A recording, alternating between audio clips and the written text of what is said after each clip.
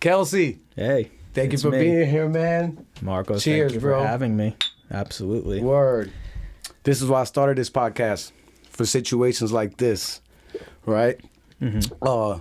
Obviously, if they don't know, they probably know. It's called All Walks of Life, because I wanted to talk to people from all walks of life, whether it be political, skating, b-boys, hip-hop, you know what I mean? That's why I wanted you to be here. So I'm going to just make a quick introduction, right? First of all, should we hit him with a disclaimer?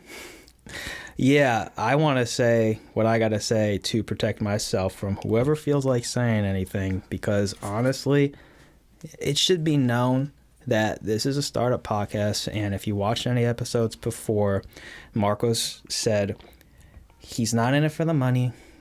This is a man of many thoughts, and he has good intentions. His guests are like-minded people, and to a lot of people, we could be nobodies, and to a lot of people, we could maybe make a difference if they listen in. But that being said, I'm just a guy. I am not an expert in anything. So whatever I say is basically my interpretation of things that I've heard, because I'm on the ground level with a lot of things, just trying to figure out life as it happens. So this conversation really is just going to be him and I throwing things back and forth at each other and maybe entertaining you throughout the way. Word. That's and this really is a conversation that we was at the skate. I met up with you at the skate park. Woodbridge Skate Park. They just redid the whole thing, but that park has been there for a long time. So we met there, obviously, when it was different. I mean, that's not where we originally met. We just went into your shop. So let's finish the disclaimer. Okay. And I'll feel you on that. I'm not a doctor. Like I said before, I'm not Cornell West. Yeah. I'm not a scientist. All right? I say what I feel, and this is a free-flowing conversation. There's no script. I'm going to be wrong. I'm going to be right. Next week, I'll probably be like, I don't agree with what I said last week. I don't care. This is a conversation, and we talk stuff out, and this is what we need now more than ever, is to just have a free-flowing conversation without judgment. And it is just going to go. We had a 3-4 hour conversation at the skate park. And that could have been a show in itself. That's what I was saying. I was saying that I want to save some things for when we're actually in the studio. But at the same time, the relationship you and I have had over the years has been one where we just talked about everything without a schedule. We didn't have a finishing time. But just to go back to it, yeah, I'm not an expert. He's not an expert. No offense. Yeah, I play one on TV. I play one on TV, though. Yeah. So but get that in. There are a lot of people out there who like to stroke the keyboard a little too much that think they're experts. And so this is for them. I'm putting myself in check, and, I can't tell you what to do with your life. But if you think you're an expert and you want to come at me, you can. But I'm just kind of making a statement now that I understand where I am. Like, I know my whether role. they agree with it or not. Yeah. And they can figure out how to civilly discuss it with you, and they could do whatever they want to do. Right. People are very heated now with the current events, to where there's a small part of me that doesn't even want to share this when it comes out, but I'm obviously going to want to back you. I just know what I'm in for. Like, I indirectly got called a Nazi. That's crazy. Not like face to face, but someone made a statement on Facebook, and I'm neutral with Donald J. Trump. I'm neutral. Like, I'm not even a mega fan, but this guy goes, if you support Donald Trump still to this day, you're a Nazi. And I technically got indirectly called a Nazi. That's crazy. I'm going to offend somebody somehow. I am going to make the promise to you. I'm not going to try to. Yeah. But I know I'm going to. This is so good. This is so good. I love it. Just being honest. So now I'm going to give a little backstory. Yeah. For those that don't know, I had an opportunity to open up a store. I figured, let me open up a sneaker store. I try to get a sneaker account, and the way the business is set up, you have to be grandfathered in to get the sneaker account. And it's a certain mile distance from your shop. If somebody's grandfathered in, you can't have an account because you're interfering with their business. The closest store was Staten Island, but since it falls within 15 miles away, within a 15-mile radius, they said that I can't have an account. But I'm like, you got to cross a bridge. You got to pay tolls. Nobody's coming from Staten Island to Perth Amboy to buy a pair of sneakers. Maybe. Actually, maybe they would. Depends. But it really wasn't that big of a deal. Tell them what year.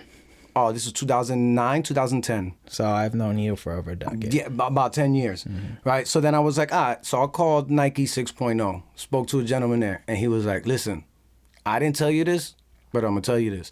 If you open up a skate shop, you fall into a different category. You're not a sneaker store, you're a skate shop, and therefore that opens the chances of you getting a contract, but it's still gonna be hard. So then I did that, and I was like, oh shit, I'm not a skater. Right? Even though I've seen X Games, all the shit, I know what it is, right? And I know enough of it to know that culture has its core is a real emotional core. Like, don't come here posing. Same thing with hip hop. I'm a breakdancer. Yeah, you get called out. And you'll get called out in hip hop too. You'll get called out on the track in hip hop, and that ruins people. Yeah. So now I was like, how am I gonna do this and not pimp the culture? Because I'm not from there. Yeah. And like I said before, that could have probably been the demise of the shop, because I try to be, I almost like overcorrected myself for the culture that I'm not a part of out of respect. Yeah. And the store didn't work out. One of the first conversations I had with you, not to cut you off, involved you saying, I'm not trying to fake the funk. And I actually picked up on that phrase and said it for years after. Yeah. Don't fake the funk. Yeah. So you got to be aware of that. And you were. And so obviously we vibed. I respected that. You didn't have to prove anything to me, but there are other people that are very protective of their cultures. Especially the other skate shops that are around. I was that like, was definitely a thing. I'm coming. Carlo from Standard accepted you though, and he was pretty close. He had nothing wrong with you because I worked with him too. Yeah. Yeah, he was. I never heard how the shops. You felt. didn't know, so you probably had a perception because you already came in thinking that you looked like a poser. You wanted to make it clear that you weren't. Yep. But you knew just through what you've maybe seen from the outside that you could have looked like a poser. But that's not it. If you have one conversation with this man, you know, like, he is just very pure and he's not trying to hurt nobody. So I'm glad that he was cool with it. He was. No, I mean, I could tell you that. I probably should have said something years ago. But Yeah. But because at the work, I was going to do it regardless because I knew my intentions were good. So whether whoever shop had a problem, I was like, I know I'm doing it right because I could have sold razor scooters in there, and I probably would have made a killing. I know a skate shop that did that. I'm only gonna say names when it's good things, though. Yeah, not to out nobody. I kind of feel like I kind of know who it is. Yeah, I know you know who it is. We'll discuss it off air, right? Nah, they're not watching. Yeah, probably not. So that's. I had a skate shop, and how did I even meet you? Would you heard about it somewhere? Yeah. You're like, let me go put my skateboards in there? Well, this is part of the intro. So this is basically describing how our worlds aligned. So when I was in high school, I was really obsessed with skateboarding. I'm 30 years old now. So this is like a long time ago, the story that I'm telling you. I'm still obsessed with skateboarding, don't get me wrong. That's my passion. Like, I've discovered that at age 11. But when I was starting to become a good skater, where I got attention just for the skating, I was 16 or 17 in high school. And when I was growing up, I would be influenced by the skateboarding videos. And I really noticed how there was just like something very cool about a clique, you know, or like a company. And I wanted to kind of have something like that. And I was okay with it just being on a more local level. Like, when it was time to walk away from, you know, the business, I had no qualms in doing so. But because of what I wanted to see happen with my life at that time and what I could provide to other people, I started a company. You know, I was a little bit of an entrepreneur back then. You should have put one of your boards on the table. That would have been dope. We could definitely. I might even hang one of them in there. But my bad. Go ahead. Cool. Yeah. I'm gonna hang one up in there for the next episode. Now that the company is gone. Yeah, but it's still the story of a tribute of how it happened. So well, people are gonna understand, you know, what that word will mean when you do it. They'll know why I'm hanging it up. Yeah, so I started a company, and it was called Liberation Skateboards. I didn't get famous or anything like that, but I was somewhat of a hometown hero, I guess. Like, I feel like this is humble bragging right now, and I really don't mean it to be. But if it didn't get anywhere, I wouldn't know Marcos or many other people. Like, I really did have a lot of drive, and I must say that the company probably was founded, if you want to put an official year on it, 2007, because I did get a job at a screen printer, and instead of the guy Kevin paying me, he just made clothes for free, and it was up to me to hustle those clothes. So I ultimately He didn't pay me, but he made my clothes for free. So I had the Liberation logo on shirts and sweatshirts. Free merch. Free as merchandise a payment, as a payment. Cool. I chose that. He gave me the option. He said I could pay like $8 an hour, you know, and these are your hours because part-time. Yep. No one in high school is working full-time like had that. more potential to make more money off the merch. I did. I was motivated to. Word. And I wanted to know what I should do for myself to have more drive to be successful. So it's like, he could just give me the money, or I could get out there and make it, because what I'm trying to ultimately do is make money and also do what I like to do. Part of stepping away from the business was I wanted to continue to like what I did. So. And did the passion become a job almost? Yeah, I just wasn't in the green. There was just no way to make a realistic living. I mean, I stopped in 2011.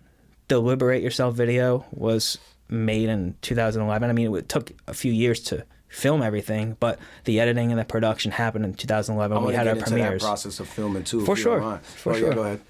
So, from 2007 to 2011, I learned so much just from humble beginnings of getting shirts and sweatshirts for free to sell in high school. And then I found a company in Canada that manufactured skateboards. I discovered that company through Pro Skateboard Shop. The owner of that shop, who still has the shop, believe it or not, even with this whole coronavirus thing and whatever else destroying the small businesses. Word. He's still there. He put me onto Woodchuck laminates, and that was the same manufacturer that made Blueprint, which I do not believe is a company anymore. Five Borough, which is still a company, and a few others. If I ever wanted to feel like I was skating a Liberation board, I could get a Five Borough, and I could feel that still the same. The board's pretty much still the same. Yeah. I have a Five Borough in my trunk, which is waiting to be put together once this Weekend board is done. Weekend is a newer brand. To me, I don't really have brand loyalty anymore.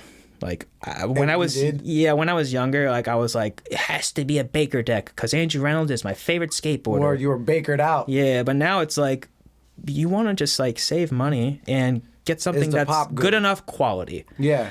And I've destroyed enough pairs of shoes, enough set of wheels, and enough decks and whatever else to know that on my level of skating, it doesn't matter what it looks like. It just needs to perform. Yeah. So I'm not going to spend, no offense, hookups. I love this company. I'm not going to spend $65 on the deck just to skate it. Yeah, because you're one trick away from snapping it. I'd say if I had to choose a favorite board company, I mean, since I'm not doing mine, it's hookups. I think those decks are awesome. They have anime chicks on them, and I fuck with it. Yeah. So I like hookups. I like Baker, but I can't get their boards all the time, especially if the deck is from a current season. But regardless, I'm never going to hate on the culture wherever it goes. As long as skateboarding does what it's always done for me, I'm going to stay in it. But we met through skateboarding. Yeah. Because I was on my way to getting my decks and clothes in different retail locations. See, I skated with this guy, Ryan Lucido, who was the son of Pro Skateboard Shop. He was the son of the owner of Pro Skateboard Shop. Yeah, I remember Ryan. Yeah. Couple of trips we went on, a couple of skate missions, he was there. His nickname was Speedo. I don't think anyone really calls him that anymore, but that was his nickname. You remember? Yeah, I just heard Ryan. They were always like, yo, Ryan. That probably makes him happy. Unless they probably said Ryan. But when you were talking to the other homies that came from your camp, then I heard say Speedo. Yeah. But nobody referred him to me. Speedo over there. It was yeah. always like Ryan. Well, I feel like a lot of people have nicknames, but when it comes to meeting somebody for the first time, no one introduces you by your nickname. So if you met him in a more professional way, which was likely what happened, because we met in a more professional way, he would have been introduced as Ryan Lucido. Yeah. I mean, I would think.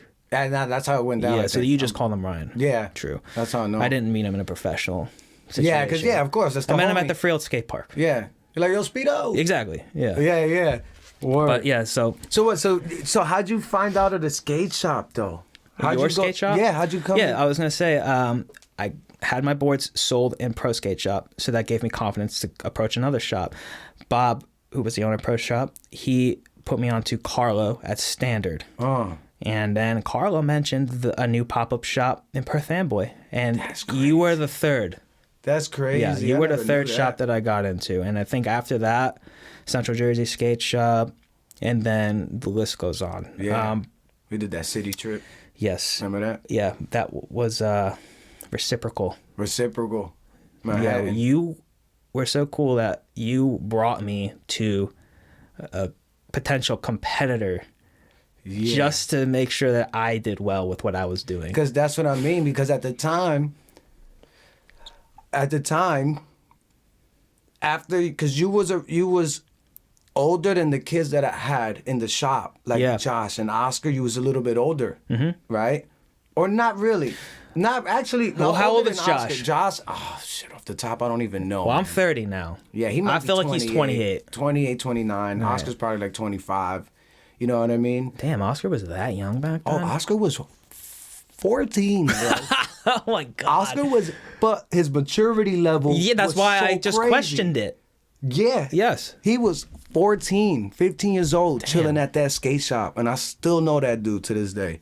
One of the coolest homies I ever met. Yeah, bro. no, I remember he made an impression on me. Like, if you were to ask me, who do I remember the most from those days? It'd be like Marcos, Joshua Massey, Oscar Chamor, and Stephen Gullip. Yep. Those are the people. And then you had like a few people from the park, but they weren't part of your crew. So I remember Enrique. I remember that. I remember that. He's still dude. out here skating. No way. He's still skating. Good shit. He's still skating. There are just some people who don't even know what they're getting into that become lifers when they pick up that skateboard. Yep. I didn't know. I know he's still getting down. That's good. I like to hear that. And I will until the wheels fall off, as they say. Yeah. So Carlo was like, yo, go check out that shop. Yeah.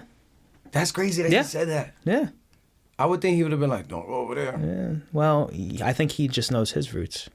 He probably wasn't worried. It's like, he probably ain't gonna last. Yeah. And look, it didn't. But he probably, Oh my God. I mean? He probably did. I would probably be like, because listen, let's say I open up a hip-hop shop. Let's say I had like a hip-hop type of shop. I feel like that'd be tougher than a skate shop, honestly. Yeah, but for the aspect of if I see somebody else open up a hip-hop shop and I look over there, I'm like, come on, man. Yeah. More power to you. I ain't gonna wish bad on you, but I know you. Yeah. You're not hip-hop. So let's see how long it'll, you know what I mean? And I experienced the same thing with Liberation. Yeah? Yeah. Remember that one company that came up? No names, because, again, I'm not going to speak ill on people, but there was that one company that came up, and he started talking to the same people I was talking to. He started showing up at my events, and, like... Bro, I had to take his decks off the wall. I was serious with what I was doing, but I also wasn't expecting a career, so I didn't take it too hard to where I got straight up said something to the guy. I was also a little bit different back then. Like nowadays, I have a little bit less of a tolerance for bullshit in my life. So I do tell people straight up what's what. Yeah. But in a constructive way. Like I am one who will constructively criticize you. Yeah. But back then, I was just like in my head saying so much. Like this guy is such a poser. Like he sees me, and I guess that he's trying to flex his own alpha. Because I'm just like some young guy doing a lot, attracting crowds, making a little money. Not a lot. What the fuck? But I found success and gained a little bit of popularity. Mm-hmm. I remember I went to Atlantic City with this guy. Not to gamble, to skate. And some others. That same guy that we're talking about? Yeah. This is prior to that incident? He showed us the soul skate. You remember? Yeah. Remember how he had a fucked up leg? Yeah. Okay, I'll tell you how that happened. Because I basically subtly called him out. I was like, oh, we're going to go skate. because I want to see. Yeah. You know, he's talking all this talk. Like, are you really in it? Yeah. So, 'Cause I'm ready to go. Yeah, because I knew that I could skate. But can you? Word. You want to invite me to this and that to get a little bit on the inside with my business. So I'll entertain it, but I'll put you on a spot when you don't know that I'm going to put you on a spot. That. You were like, yeah, I see how you moving a little snaky. Yeah. Oh. So we went to Atlantic City and there was a 10 stair. And I was like, yo, you skate.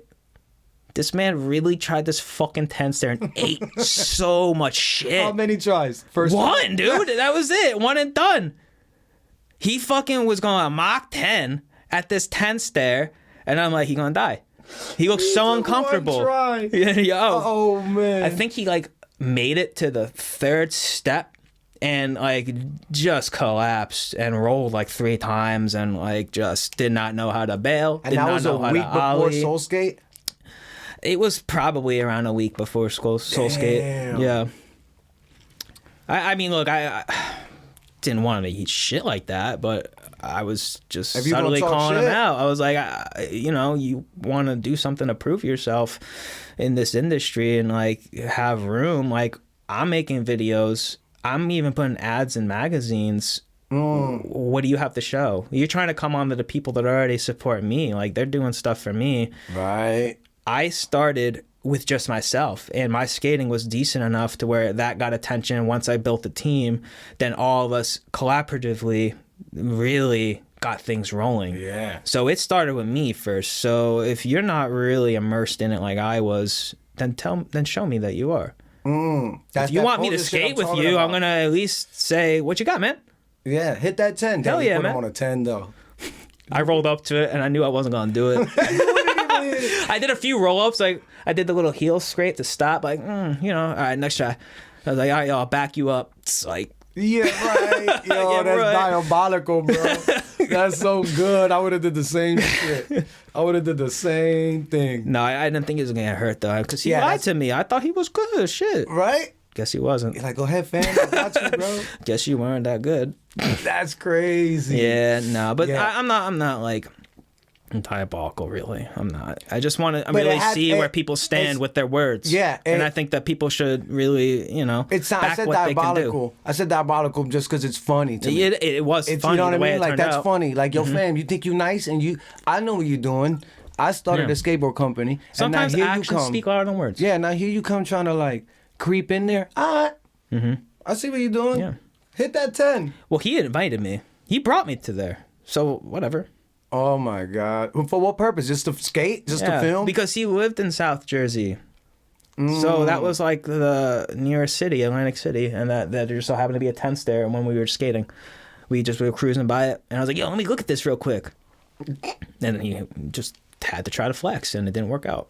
Oh my God. I didn't even think I would be telling that story today. I didn't even think about that story for a long time. Yeah, that's what I'm saying. It's freestyle, bro. Yeah. Yeah, so that's crazy. Yes, you came in the shop to put the boards there. I Yeah. was the third shop. That's crazy. Yeah. Damn. I had shops stock my boards mostly in New Jersey, but some in New York. Yeah. We had CD Skate Shop, which was really cool. You know, Reciprocal. I don't think that they're in business anymore. I don't even know how many of these skate shops are in business. All I know is that Pro Shop is still in business, definitely. But I know that Bob would keep it in business for however long he could, no matter what. I mean, if you really are paying attention to what's happening in the world, you can put together that there's going to be a pretty big power shift, and it may not be in our favor, or it could. It really just depends on, you know, what things happen. But what I'm trying to say is it can feel like the end of the world, and this man still ain't closing his doors. Yeah. Yeah, no, he's passionate about it in that way. I mean, him and I, like, we went our separate ways, but I'm not going to discount Yeah, and that downplay what he passion. did There's just no way and I what could. he's doing. Yeah, there's just no way I could discount that. And he's in where? South Jersey? He's in Belmar, New Jersey, right by the shore. What's it called? Pro Skateboard Shop. Skateboard Shop.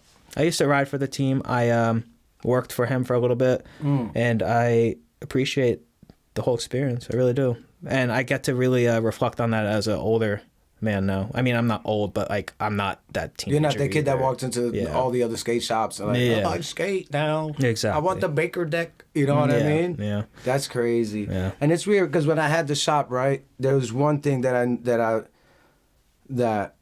Because I was sitting there one day and I wasn't getting any sales, right? Nothing was popping. And I'm like, what the fuck? I'm like, you know what? I knew. I saw it coming, right? And I'm like, listen, before I was giving boards away, I was giving them at cost. I was giving people sneakers. Because I'm like, they're coming in. And at the time, the demographics were 15 years old. They didn't have money like that. Now that they're older, they're buying decks. Now it's like all this, the people that were skating at that time were young, but they grew up. If I had the skate shop now, I think it would have been more, it would have been better. Well, you know, coronavirus and politics aside. Yeah. It would have been better, It would have been better because now they have money, their own money to spend. You know what I mean? So, but I sat there and I was like, what am I going to do? I knew I was on my way out. I was like, you know what? Before I leave here, I'm going to try to do some good, right? So I did the food drive. I don't know if you remember. I remember that. So I said, I'm going to put a sign on the window saying, I didn't even care how it looked, like how it sounded. I'm like, I'm here asking, this is what I sound. I'm asking you for money for sales, right? But in reality, I really don't need it. But what I would like to do, if during business hours, I would like to start a food drive, please drop off food, and I would take pictures of where I take the food so you know that I'm not filling up my cabinets at my house. Bro, I didn't think it was going to pop like that. I did like 5-6 drop-offs. That's so awesome. You're very selfless, I try to be, you know what I mean? Because I was like, I'm sitting here asking people for stuff. But then I'm like, I'm expecting people to come in here and give me money that I know it's hard for them to get. But yet, but that food drive ain't cost me anything. Correct. And you don't have to. But young kids, skater kids that ain't have money like that, they were probably stealing beans from their parents. And they were bringing me all these goods. I got somebody to... On some Robin Hood shit. Word. The father came in and brought me 2 frozen turkeys. Like, huge frozen turkeys. That's and I went amazing. to Salvation Army. I went to Fatima Church. Yeah. I didn't want no recognition either. I'm saying it now because it's over with now. Sure. But at the time, I just went there, took a picture, posted it up. I didn't tell them who I was. I didn't want them to feature me in the Perth Amboy paper. Like, look at this. Nah. I just went there, took a picture. This is what I did, and did it. Because I knew I was on the way out, so I figured... I want to mention something piggybacking on that. That really proves what good people there are in the skateboarding culture, whether they skate or not, because whether you want to admit it or not, we're in that culture. I mean, you had a skate shop and you really did vibe with the skaters after the rapport was built. When you proved yourself, you were totally accepted. And skateboarders are very accepting in that way if the intentions of the person trying to come into the group are pure. Yep. You know, because I was just talking about that other guy. I don't think his intentions were pure. So I was kind of clowning him a little bit. But you were very different. So what's been pissing me off lately, and we're going to get into this whole conversation with current events eventually. Oh, yeah. We'll get there. I just want to let them know a little base. Yes, when I look at footage of these riots and the lootings, I see a lot of people with skateboards damaging car windows. What is that phenomenon to me? Literally people, small businesses' windows, and I'm just like, no, like a real skateboarder who's got a steady head on their shoulders is really gonna be a dickhead like that. Like, you gotta really lack direction, and like, you would be such a bad apple in a group of very good apples to do that. Like, if you were an actual skateboarder, you would just be minding your own business. You'd be too distracted by skateboarding. I could say that skateboarding saved my life on many occasions because I look at what happened to a lot of the people I used to ride with throughout the years. A lot of them are not even here with me. When I say that, I mean they're fucking dead because of drugs and stuff. That's crazy. Okay? So I think that these bad actors, if you will, are making my people look bad by using my actual craft as a weapon. Word. So that's been pissing me off. That's weird. Because now you get to tell a story about how these kids that you met through the skate shop were either taking money out of their own pockets or taking them from their parents who were able to get food for themselves and their family. Yeah, it was a can of beans. You know, to give to a food drive. I mean, that's the kind of shit that we would do. There's so much more of a good community within skateboarding than delinquents. But I feel like the overall look of skateboarders throughout the years was that we were more rebellious. It's like, okay, we went against the grain, but it wasn't to Wasn't anarchy. cause chaos. It was to just go in a different direction that we really felt good about. That was very much. It's like a freedom. It was a productive. freedom and a sense of community. Yes. Skateboarding was very constructive. White, black, Asian. You got a rich, lot of poor. personal gain from it. Everybody was in Yeah, it. and not only, what I was just saying, but what you were just saying, like, it's so universal. Yeah. I mean, the name of your podcast is All Walks of Life. Skateboarding in itself really has people from all walks of life in it. I could never be racist. Being a skateboarder, it's impossible. You grew up around, and this is the thing that you're sharing, and it's crazy because you see a land trick, you're like, oh, me good shit. Exactly, and people nowadays especially are saying that racism is learned, and some people are even denouncing that, and they say that it's inherent. But I think it's taught. I think that it's taught. I think it's taught. That being said, dude, skateboarding taught me. It's just no way. That's a good way to that think about it. I can look at somebody and judge them because of how they look. Come on. It's about your moral compass over anything. Yeah. And the content of your character, which sounds all Martin Luther King, but how, I don't care what you look like. The way you walk around this earth and around me and how you move is how I judge you.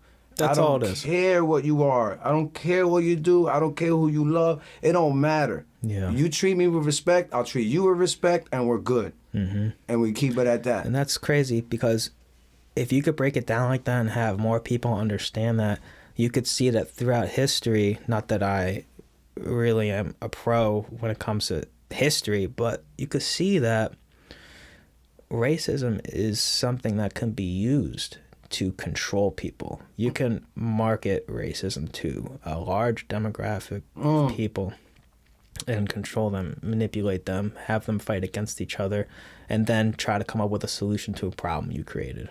You know what I mean? I can see that. And it's way too easy now. Yeah, no, I mean, like, groups can be created to radicalize something that no one may not really have a big problem with. Like, I get that there's going to be bad people here and there. Yeah. And if you sensationalize those instances, you'll make it look like one whole group of people is terrible when they're not at all. Yeah. But like I always say, it's clickbaity.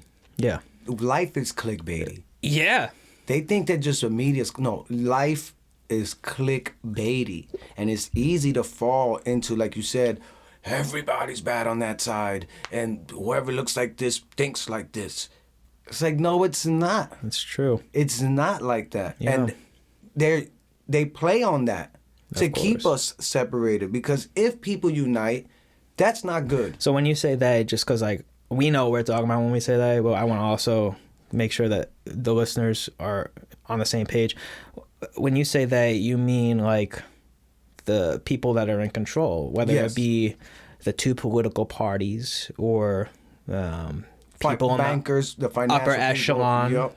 like bankers, corporations, Yep. and what have you. It's like People who run the world that are in cahoots with each other. Yes, like if you don't really buy into conspiracy theories because ignorance is bliss, which may sound like a better choice, then you will really be hurting after all this, honestly, because like the only thing that you got right now, which you barely have, is your knowledge being power. I mean, throughout your life, you were told knowledge is power. I think now more than anything, you need to be educated, and you have to be careful with what you feed into. And careful on what you feed into and where you consider your education is. Because you think you're getting educated, and next thing you know, you're reading some crazy ass extreme right, extreme left, extreme that, and it's like, whoa. Yeah.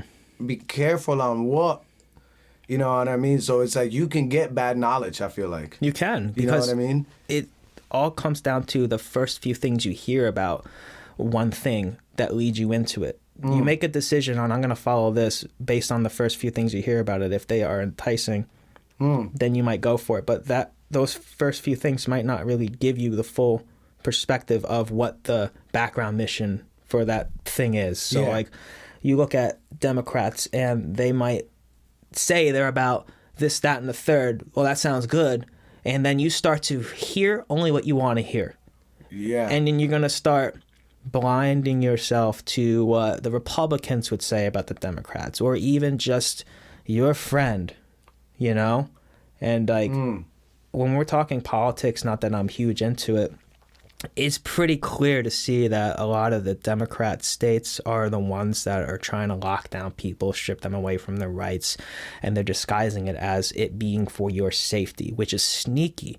And I think that when it comes to the coronavirus, which could have been and very well, you know, could still be a actual health crisis, there are Democratic leaders that really took advantage of that and said over and over again that what I'm doing is for your own good. But take a step back. If you really believe in the Democrats, you should still take a step back and look at things from a different perspective. Look at it from a logical standpoint. Yeah, do have not, a critical view on it. Yeah, do not just listen to these leaders within the party and assume that their resume just checks out everything that they say regardless of what comes out of their mouth. Yeah. Because when I listen to the governor of New Jersey, Governor Murphy, say that like gyms can't be open, but he can stand shoulder to shoulder with protesters just because that fits the Democratic agenda for the moment that it's there. Yup, smoke and mirrors. It makes me realize that he could just be vindictive towards certain things. He might just have the one job to destroy everything while he's in the office. And they'll pay him at the back end. Yeah, the reason why I say that without really knowing is just because of what I'm observing. The things that like this guy's doing, along with a lot of the Democratic leaders, they just don't make sense. Like the guy keeps saying data determines dates, but then you start seeing other places open. And when I talk to somebody that I know in Arizona, he says everything's okay. And this is somebody who is there with their own eyes that I trust. But then when I listen to the mainstream media talk about what happened to Arizona, why they opened too early, they're going to tell me that there's 94,000 new cases of coronavirus in however long. And I mean, I exaggerated that number, but I'm making the point that they're exaggerating things because the mainstream media is a contributor to control tactics. And they don't even really know sometimes, or maybe they know what they're being a part of, but it's money I think talking. they know. I think it's money talking too. I think both sides know. I think that mainstream media is shameless and they are just doing whatever for a payout. Like if you are somebody who's like high up and you want to start controlling things for your own agenda. Yeah. Like say you want to roll out a vaccine or something. You're going to tell these companies in the news industry to say certain things. They might not question it because why? There's a certain dollar amount that makes them do whatever. Exactly.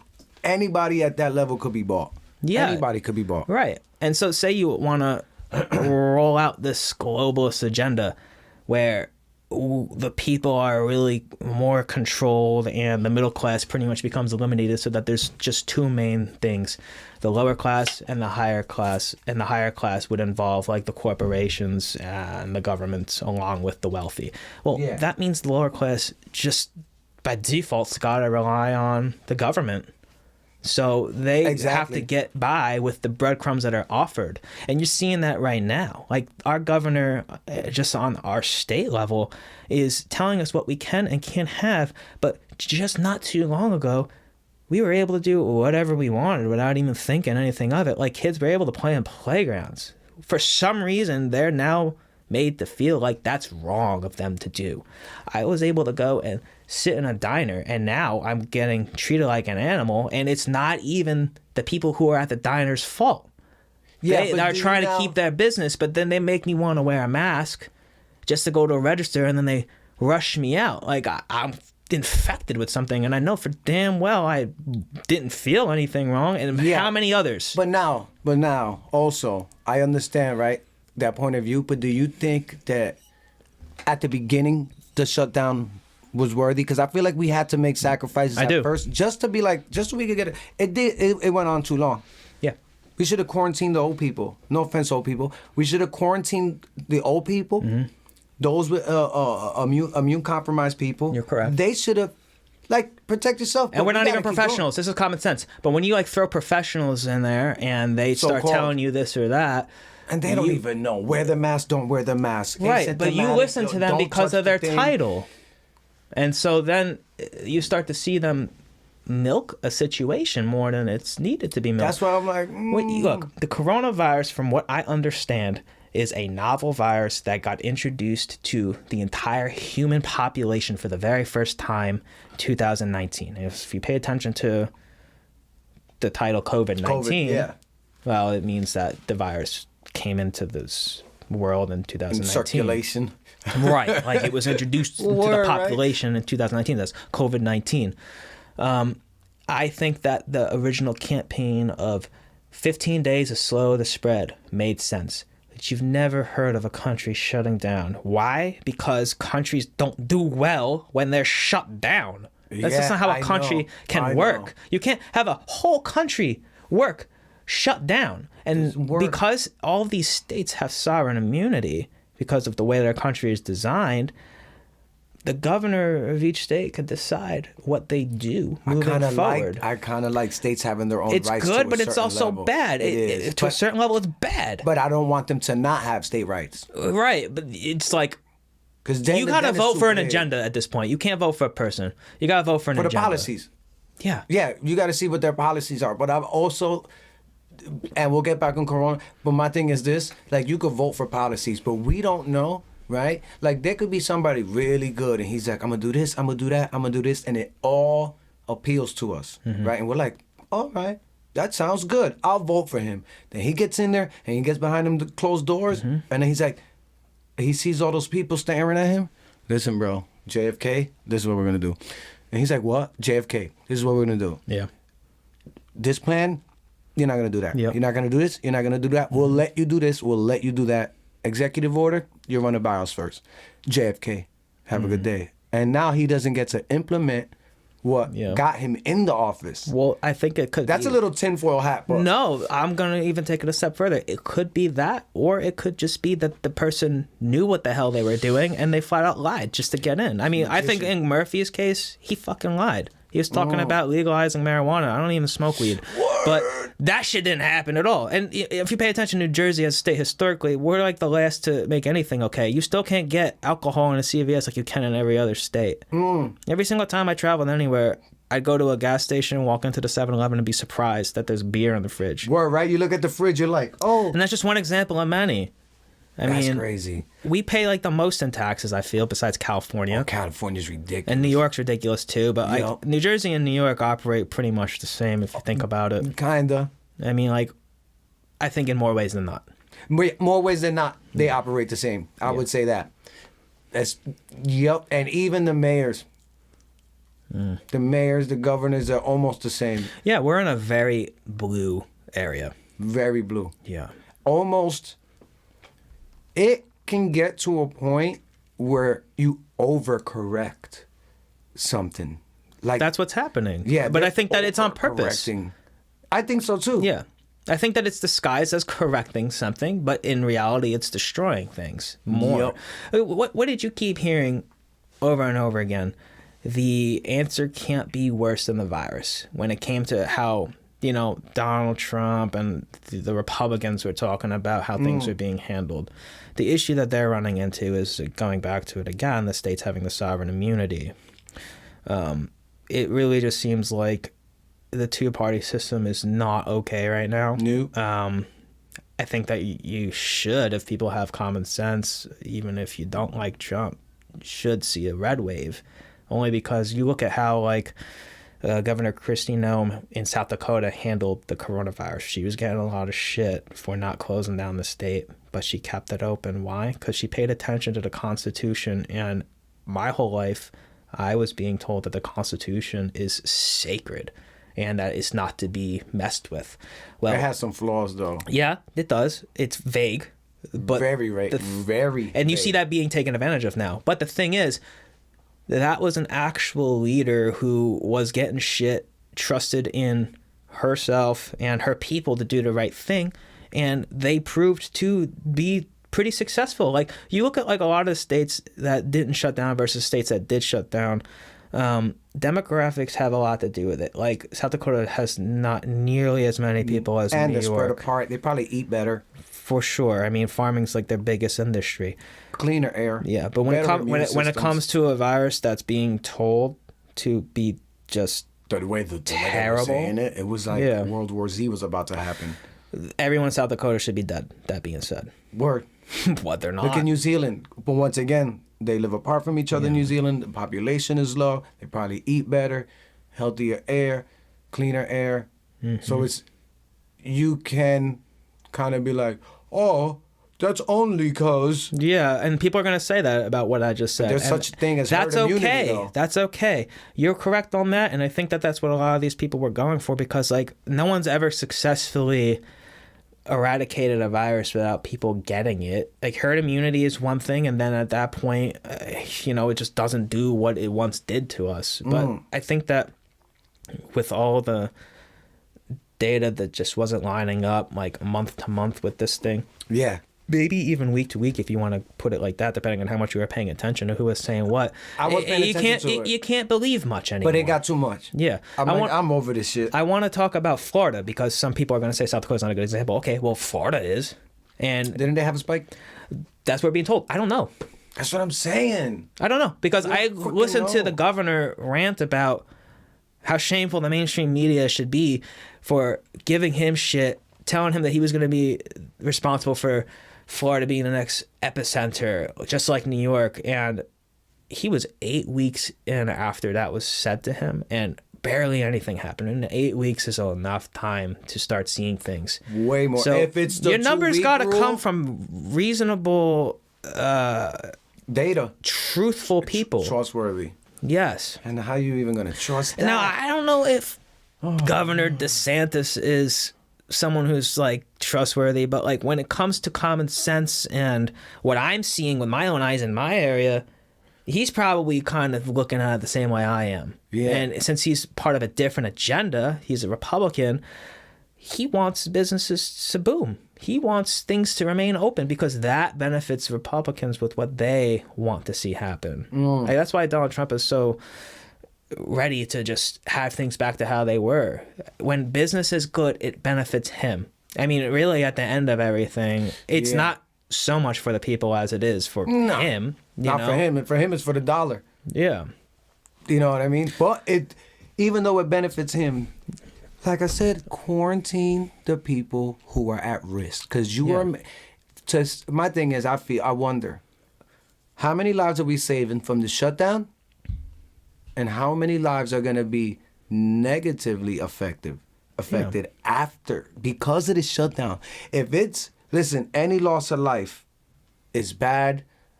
My boy lost his father because of this. I heard of some people, getting told that their father or whoever died of coronavirus. Yeah. So whether that is true or not, the fact is that they did die. Yeah. Right? So apologies for that. I am not downplaying the loss of any loved one. But what I'm saying is, if 10 people die and we do this shutdown, but thousands are going to be affected after. I'm just throwing numbers out. Once again, I'm not like 10 people die compared to 100, and 100 are going to be negative. The outcome is going to be negative for them. Or if we would have stayed open, 100 people would have died. Yeah. Right? But not as many people on this side would have been affected. What is the outcome? Because I feel like the repercussions of this are going to be bad. Yeah. If they're not bad already from this shutdown. And, there are people around my age and in similar situations that they're not really needing to pay attention so much. They might not be directly affected, but if what's happening now is going to set a standard for what these leaders, with whatever agenda they're on, know they can get away with, it could affect me in the future. Oh, it will. I think it will. Because once you give somebody power, you're never going to give it back. And that's just a part of being human. There's a flaw in getting too much of something. You want more. You just want more. If it's something that makes you feel good, Yeah, so you're like, I don't trust any of them. Yeah. Left, right. And also it's about what reward they could get to say that there is a plan. You know, or say maybe. You mean like for Murphy, like his plan? Right. Like, let's go back to Murphy then. Let's say that, like, you know, he benefits from doing these lockdowns because he's being told, like, if you successfully do all this, then we'll get you to the next step that will give you more power. If he's in that kind of position, then he'll just go for it. But maybe he could be somebody who had been blackmailed. I mean, nothing's off the table. We all heard about Jeffrey Epstein. Don't even get me started. But I'm just saying, think about how there are people who make careers off of blackmailing powerful people because, you know, when you're kind of in the higher ranks, there's really not too much loyalty. Eventually, something gets out and it can get used against you, and it's about being the first person to find the dirt on the other. So put their hands on it. Yeah, and so Jeffrey Epstein was good at that. And so... really good. When he got busted and he was really put on blast in the media, whether you think he died or not, if he did die, it's because of maybe things that he knew about that have to do with what we're going through now. He didn't kill himself. But think about... You think he killed himself? Hell no. He didn't kill himself. Fuck He no. did not. It's so blatant. I know. It's insulting to our intelligence that we were told he was someone who committed suicide. Like, who do you think I am? Who do you think I'm out here doing stupid shit? For years, I successfully did not pay attention to politics or the news. But when I saw news stations say Jeffrey Epstein committed suicide, they looked at my soul through the camera. I was like, wow, okay, so they lie that much. And now you start thinking about everything they're saying. I take what I learned from that whole situation and I apply it to what I'm being told that has to do with the coronavirus. I don't trust any of them. Yeah. I mean, like, I think that it comes down to what side each news station supports. So Fox is heavy Republican. Yo. They have the opportunity right now to be authentic. If they had a flipped position in a situation later on, and they were the ones who had to lie to keep their own agenda that they supported going, then they could be the CNN of tomorrow. But right now, CNN is in support of the Democrat agenda, which could be part of a globalist agenda. So they're the ones who are going to be the fear mongers. But right now, Fox has the opportunity to come off as authentic. Does that mean that you should be a fan of Fox? No.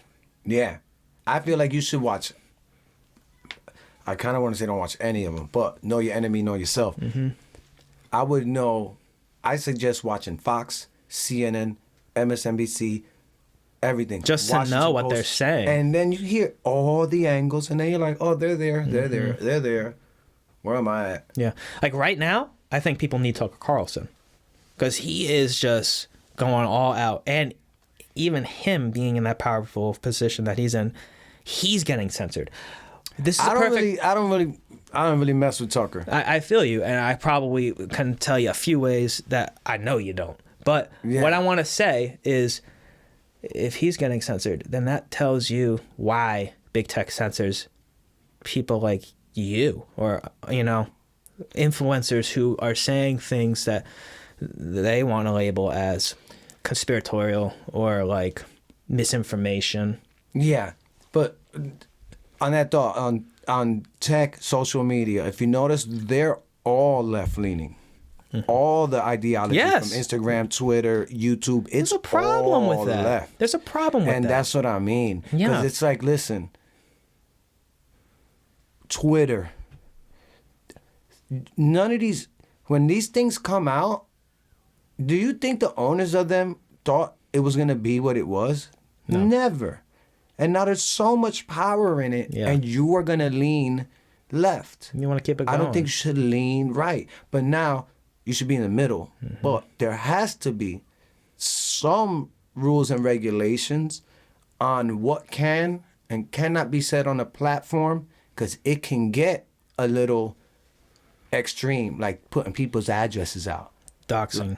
You can't be doxing people. Yeah. Right? That is like... No. That happened to some journalists and reporters. It happens to people all the during time. the riots and lootings. Like some people, like conservatives, mostly because they're on the opposing side. That's what I'm saying. And you could see they that had too. people show up to their homes, you know. And I wonder how come they didn't ban those.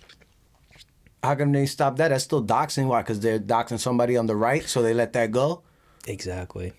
That's exactly it. What's good for the goose is good for the gander. Correct. So therefore, if you get it, they get it. Yeah, but it's not equal, see? It's and not. This is why you're seeing people getting bail from people in Hollywood or people in the Democratic Party who are destroying small businesses and livelihoods, just rioting and looting because they're being labeled as protesters. Yeah, they have to separate. They're not separating. They would have to be separated. Yeah, because like you could have a Hollywood celebrity saying they're bailing out protesters and they're going to look good. And then if that same person who's looking at that is also looking at what CNN is saying, they're not going to think anything's wrong with it. But it's like, okay, what protester is getting arrested for just holding up a sign? They are getting fucked up. Yeah, but the people who are rioting and looting, those are the ones that obviously would be doing real crimes. Because according to the Constitution, you have the right to protest. I mean, you do.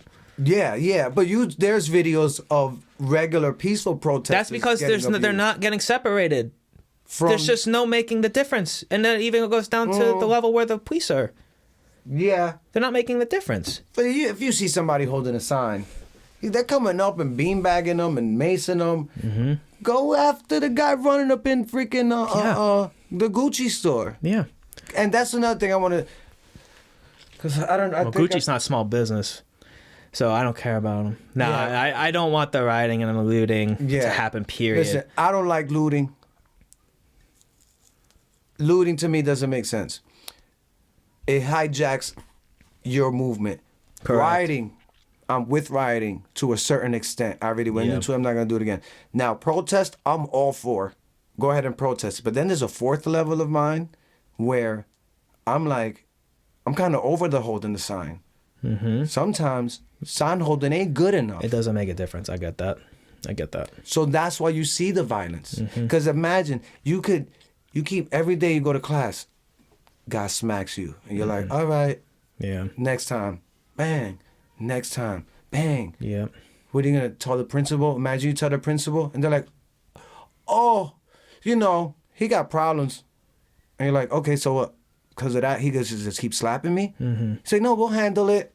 Give him a little slap in the wrist. Here comes the next day. Bang, get slapped again. It's going to be a point where you're going to show up with a baseball bat. For sure. And you're going to knock his head off. Yeah. And this is the rioting, that anger where it gets like that, but then it gets hijacked. And it just gets thrown into this one big melting pot. Yep. And now it's easy for people to say, I can't tell the difference between the two. Mm-hmm. It's easy for them to say that, but they know there is. People know there's a difference. Something's up. It's not right. Yeah. People know there's a difference. But yeah, I mean, the whole corona thing, like I said, I'm not a scientist or a doctor. How this shutdown should have been 2 weeks, reassess, 2 weeks, reassess, and then they should have opened it back up and have like I said before, the people who are higher at risk go and quarantine themselves. Yeah. You know what I mean? Yeah, you're not seeing that, though. You're seeing people taking advantage of something that could be a legitimate crisis, and then you see something that really needs to be changed, like police brutality and racism being super sensationalized, and all of the bad things that have happened throughout history are being highlighted, but with no mention of the good. Really, I mean, good? Like, what good cops do? You know what I mean? Like, if you defund the police, and then you are dealing with somebody who wants to rape you, what are you going to call your local politician? You're going to be raped. Sorry. Like the whole defund. Like, you know what I mean? Like, you kind of need them, but we have to find ways of getting good cops. We need cops to be excited to be police officers and passionate about being police officers. Like, it's what their life calling actually was, and they discovered it and wanted to go full force into it. Yeah. You can't just hire anybody. Nope. You need to make sure that they're physically and mentally there, and you need better programs to get them on board to where they need to be. Okay? You can't just let anybody come in with, like, only a small amount of hours of training that really don't reflect on all aspects of the job requirements. It's impossible for the little bit of training they do. Yeah. It's impossible. Well, I mean, there's that, but then it's just like, don't let just anybody in, okay? Like, there's a certain standard that just needs to be higher for most of these people that get put into positions of authority, whether it be military or the police force. And it's way harder to be a Navy SEAL than it is to be a regular dude in the Army. For the cops, it ain't easy, but it's easy. If you think about it, I know cops. I'm like, what? You're a cop? For real, like, I've been skating since I was 11. Like, you don't think that I didn't run away from a cop before? Word. Yeah, I Popping did. fences. This fat fuck couldn't get me. Word. And it's just like, I look at you. You got like a fucking mess of a setup. I'm not going to trust you when I need you. And I'm not going to take you seriously when I'm the offender. I'm dipping on you. And I'm getting away with it. And I have. Yeah. These are petty things, though. So I'm not going to fucking, you know. Yeah, but still. But but back to what you said, how they're not highlighting the good.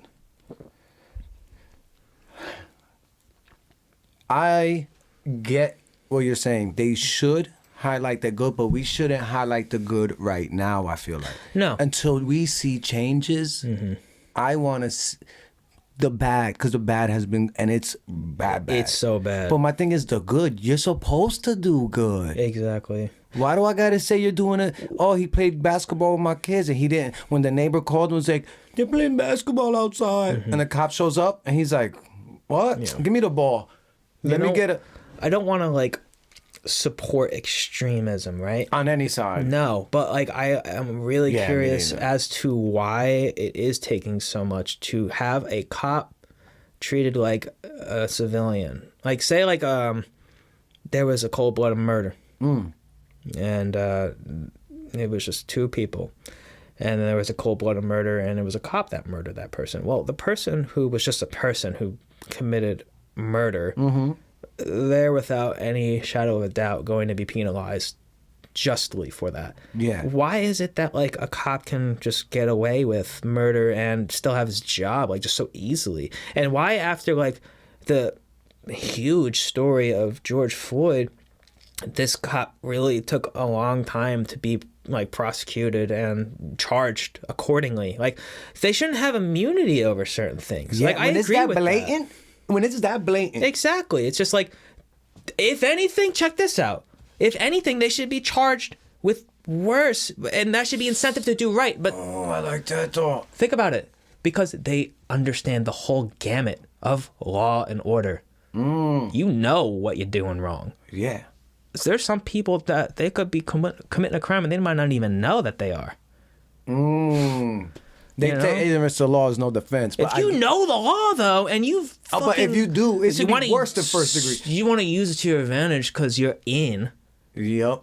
Damn, it's so much more dastardly. I like that, But like, you know, it has to be done right. You Has know to what be I mean? done right, Like 'cause then you there can has to just be like easily a just- thorough investigation, and it has to actually result in justice, not in some like one-sided thing where they Yeah. spent a bunch of time saying they were investigating, but they were really just trying to come up with an answer to protect this guy that's part of their own.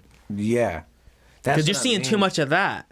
Yeah. But look, man, if you don't put enough time into like finding out exactly what happened with how much surveillance is out there, and you make the wrong call, that sucks. You know what I mean? More. Because they're like, no, it's not wrong. And then videos come out. And you're like, ooh. Yeah, like the George Floyd thing, like there should have been zero defense for that guy who There is put zero. his There knee is on his zero. neck. But there were some outlets that were trying to fucking say, oh, well, it was because of this and because of that. It's like, this is in your face. Yeah, like, and that's what makes people mad. Because they're like, what does it have to be? Right, and that's why I understand the rioting and all that. But, you know, people have to understand that movements do get hijacked and it's a shame. But there are big problems that sometimes are bigger than others, you know? Like, I get scared about, like, where police brutality can lead. I'm obviously just so upset where it has led to already. But you have to look at everything. Don't forget about everything that happened before this George Floyd thing. Don't forget about what Dr. Fauci was saying about coronavirus. Don't forget about what China did to unleash the coronavirus. Don't forget about how Bill Gates stepped down from Microsoft and somehow was really trying to roll out vaccines super hard. And if you pay attention, at least this is Which what... is freaking weird. I heard that Dr. Fauci is on this guy's payroll, and Dr. Fauci is deep state, so he's got a fucking seat in the government. All of them. For mad long. For multiple presidencies. The corporations and the business moguls that are very powerful could be more powerful than some governments. I mean, Bill Gates has more money than a lot of impoverished countries. That's a fact. That never stopped him. I mean, I've heard that he went out to some impoverished countries in Africa and did vaccine trials on those people. And in India on women. Right, and it was bad. Some people got damaged permanently or died. So this is somehow all of a sudden the face of coronavirus, like he's going to give us the answer. This motherfucker couldn't keep a virus off of his own computer. John McAfee had to come in. And that's a motherfucker in his own. You ever hear anything about John McAfee? No, that guy's crazy now. I mean, I've always been crazy, but man, I'll tell you, he kept viruses off of Microsoft computers, not Bill Gates. And now Bill Gates wants to tell you that he keep viruses out of your human body. That's the only thing you got. And who is he? He doesn't have a degree in shit. So at this point... And he didn't single-handedly get Microsoft to where it was in the beginning anyway. At this point, we didn't even need the disclaimer. Because people are just running around here being whatever they want to be. You know what I mean? That's true. I could have said, hey... If I offend you, man, maybe you should pay attention to all these people that are calling the shots right behind you. That's crazy, Bill Gates. Who the fuck is he? He has a lot of power. Because he got that money. Yeah. And the connections. And wasn't he even on... Didn't he allegedly... I don't know if there's a fact. Did he go to Epstein's Island? He did go to Epstein's Island, right? I mean, from what I was told, he was on the log. You're going to find me saying from what I was told a lot. Yeah. Because I want to really drive the point home that I don't know everything that I'm talking about. Last episode, we had to Google up, but that's a lot of work. Yeah. I have to get a third person to do that. I ain't doing this. Yeah, so all the time. What I'm saying is there's a lot happening right now, but please don't forget everything that was happening that may have led up to what's going on now. And also try to put the pieces together. I mean, from what I'm looking at, it's more and more seeming to be a plot to make us more in a police state, maybe more in a surveillance state. Maybe it's a government overreach for the government to be controlling a lot of things that you'll find similar in communist countries. Perhaps we didn't have as many freedoms as we were told to have had for many years, even before this. And it just wasn't advertised. I mean, like when China makes calls, they are straight up with you. They're telling you this is how it is.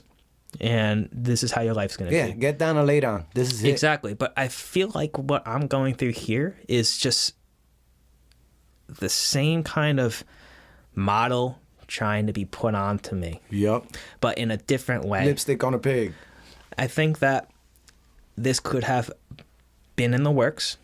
I think that, and I'm not trying to make this guy sound like he's the shit, but I think that Donald Trump coming in, being an outsider, someone who wasn't even bred in politics, may have influenced whatever people were behind this bigger agenda to expedite it, because Trump and his cabinet, also his supporters, did not want to play ball, I guess. I mean, this is what it's looking like. When you pay attention to just how much the media misconstrues what he says and what he does, it's very obvious that people have something against him. He does say some absolutely shit, it's crazy, but sometimes it's like necessary in some ways. You to know drink what I mean? Lysol? No. But this is the thing. Like, I looked at everything. I Remember get how what he was trying to do, though. I get what he was trying exactly, to do. But he freestyled it.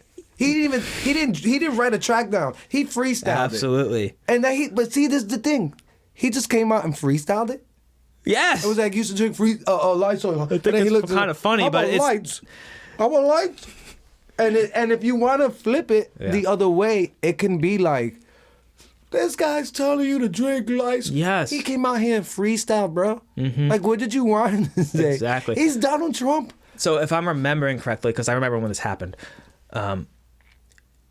I think it's important to go back to what you were saying. Listen to CNN, MSNBC, Fox, and all of them to see what they're all saying, right? Yep. So all the ones that were clearly against him were suggesting that he said inject Lysol into you or drink Lysol. Which whatever. I don't think he meant it like that, to be honest. When I watched what he actually said, he was following up with what someone who obviously knew more about health was saying. I think that person was saying something along the lines of light kills the virus. Yeah, the UV lights. Yeah.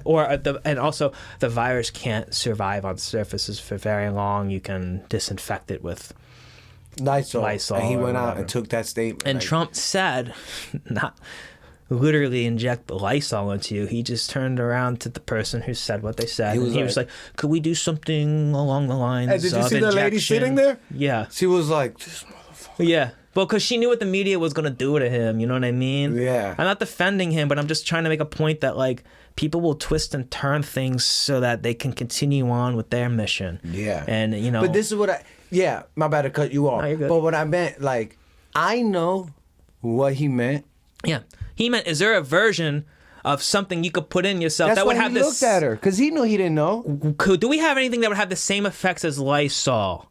Yeah. He didn't say, can you put the fucking product Lysol in someone's bloodstream? Word. That's what I'm saying. And right, so now. Lysol had to speak out on that, too. Yeah, I know what he meant.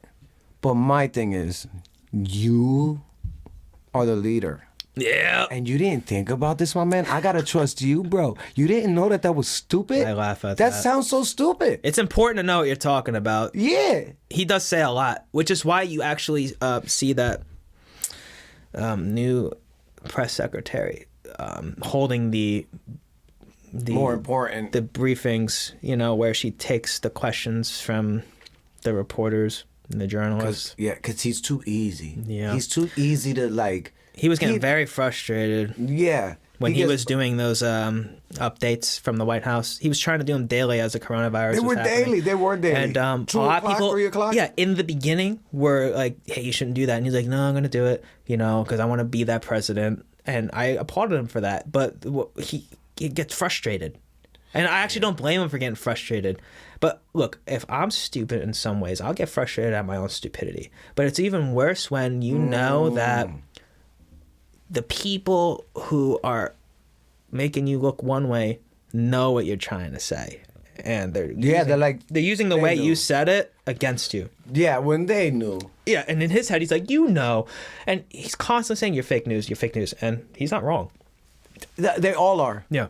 You It's know not what wrong. I mean? And that's good. You need that because that should open your eyes to do your own independent research. This is one thing, right, about Trump, where when people are like, we need to get him out of office, right? And I'm like, okay, maybe we do, maybe we don't, Yeah. right? But the issue is that this is what I think. I don't think that he is calling any of the shots. I go on both sides to this. The people that love him and the people that hate him. For the people that love him, I'm like, you think that he cares about you? It's crazy. Right. Unless you got as much money as him, I don't know why you like this man. Yeah. If you hate him, you think that he is coming up to the podium, he's freestyling shit because he doesn't give a shit about any of this, right? So therefore, this is conspiracy out. So he doesn't care. He's picked. He's like, this is what you got to say, da-da-da. And he says, we're going to get him out. And put who there? Like the Right. next man is going to be any better? Yeah. And it's like, but the only thing is, whoever is sitting in that position gives power to their side of things. So if when he talks about immigration and all that other stuff, the way he says it, it's like, come on. Mm-hmm. You know the way you're saying it is not the right way to say it, but you Right. say it anyway. That's So now annoying, he yeah. sounds like a racist. And now, but That gives you're the platform for the news to say that he is. Yeah, and also the people that are racist They now feel support him. empowered because they're like, somebody's like me. Yes. But this is what I mean. He's probably not, Right. Racist. Yeah. But they're telling him say these things in the way, and he's like, all right. Right. Because they're going to pay him in the long To run. a certain level, he's all right with it because this is a guy who's had money from the rip, and someone That his who's dad gave him. right. Yeah. Either way, that has a lot to do with how you came up as a person, and it developed the character that you are today. So I think he is slightly racist, though. I don't know. I don't know. I'm not him, right? But I'm observing, and what I'm saying is, people who've already been given so much, they don't like to be told what to do after so long of being told what to do. So in that respect, I think that he's beneficial to us because our agenda, for the most part, could line up with what his is, and that could change. But for right now, when you look at what's happening on the Democratic side and what's happening on the Republican side, I would take 4 more years. Of Trump. I would. I wouldn't take 4 Right more now, years of right one, now. of any one person. I feel could like change this whole tomorrow. system is crooked. Yeah, but what do we have right now? Well, what do we have? So I'm talking about my options right now. Yeah. Not talking about my actual wants. I'll tell you what, I don't want Biden. Yeah, exactly. So, like, I'm not saying, like, if I could just have the best person, no, I'd still want Donald Trump because I like Donald Trump. That's not what I'm saying. I'm just saying, dude, out of the options that are presented to me, it should be obvious that the Democrats are trying to burn us all down. Yeah. And, like, you might fucking hate Trump because of, you know, what you actually thought of yourself or what you've been influenced to think by the mainstream media. But regardless, like, you please just must pay attention to what the other side is doing. You kind of vote for an agenda, not a person. Yeah, for the policies, like we said. You got to vote Right. for the policies, but his immigration policies, which was Obama's policies, which was Bush's policies. That's what I mean. So why are we mad? If we're going to be mad at Trump, we should be mad at Obama as well. Yeah, I don't know like so much about Obama because I wasn't paying attention as At the much as I time, am right now. as you are and right it's now. a shame that like it takes something to actually affect me for me to start paying attention to it. But I mean that applies to a lot That's of people. life. That's life. Yeah. Though. You can't be like Yeah. hindsight is 20/20. What are you gonna? Yeah. If I look back now, I should have did things a lot different in many aspects. You know what I mean? But I just mean like I feel like he empowers a certain side of society. That's why some people don't like him. You're right. You're very right. Because he empowers a negative side of society, a darker side of society.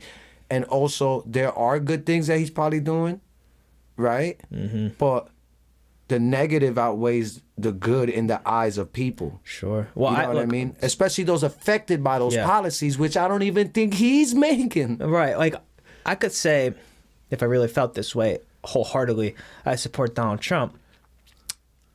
Which is your right, too. Right. That's well, another thing. People would think that I have a Confederate flag hanging in my bedroom because I said that, which is not the case. That's crazy, too. Right? But you're saying that he empowers a big group of people that are dark. They don't have good history. And that's not everybody that might be for the guy. I mean, the everyday business guy could be for Donald Trump and for his own reasons. Like, things just get blown out of context, man. They really do. Like I said, I'm conspiracy theoried out. You're not trying to get paid, so YouTube, if you're offended, like, don't give them any money. Which I'm not. I'm not even getting anyone. Right? I'd like for you too, but you're too sensitive. Yeah, it would be dope, but that is what it is. You're on your own agenda there, so, you know, we're not going to just Then I censor gotta what we watch what I'm say. saying. Joe Rogan got boring to me because YouTube was dinging him for certain That's guests. why he went to Spotify. Exactly, but his episodes on YouTube right now, honestly, I don't even pay him any attention. Yeah. Because I can see he's not being the person that he was originally. If we're talking podcasts and what to say on them. Yeah. You look at our earlier Joe Rogan podcast with Joey Diaz on it, and like When he was they're on talking Ustream? about everything. Oh. You know, It was crazy. And that goes again to even comedians getting... Everything has to be politically correct. And it's a little overcorrected even on that level. yeah. I don't really like to listen to comedians much, honestly. I think that it comes out eventually that they're mostly just into themselves. Yeah, did you ever heard of Chris D'Elia? Yeah, I heard about that whole thing. And you know what? I never liked him, to be honest. Me neither, but he didn't like played a him. pedophile on a show.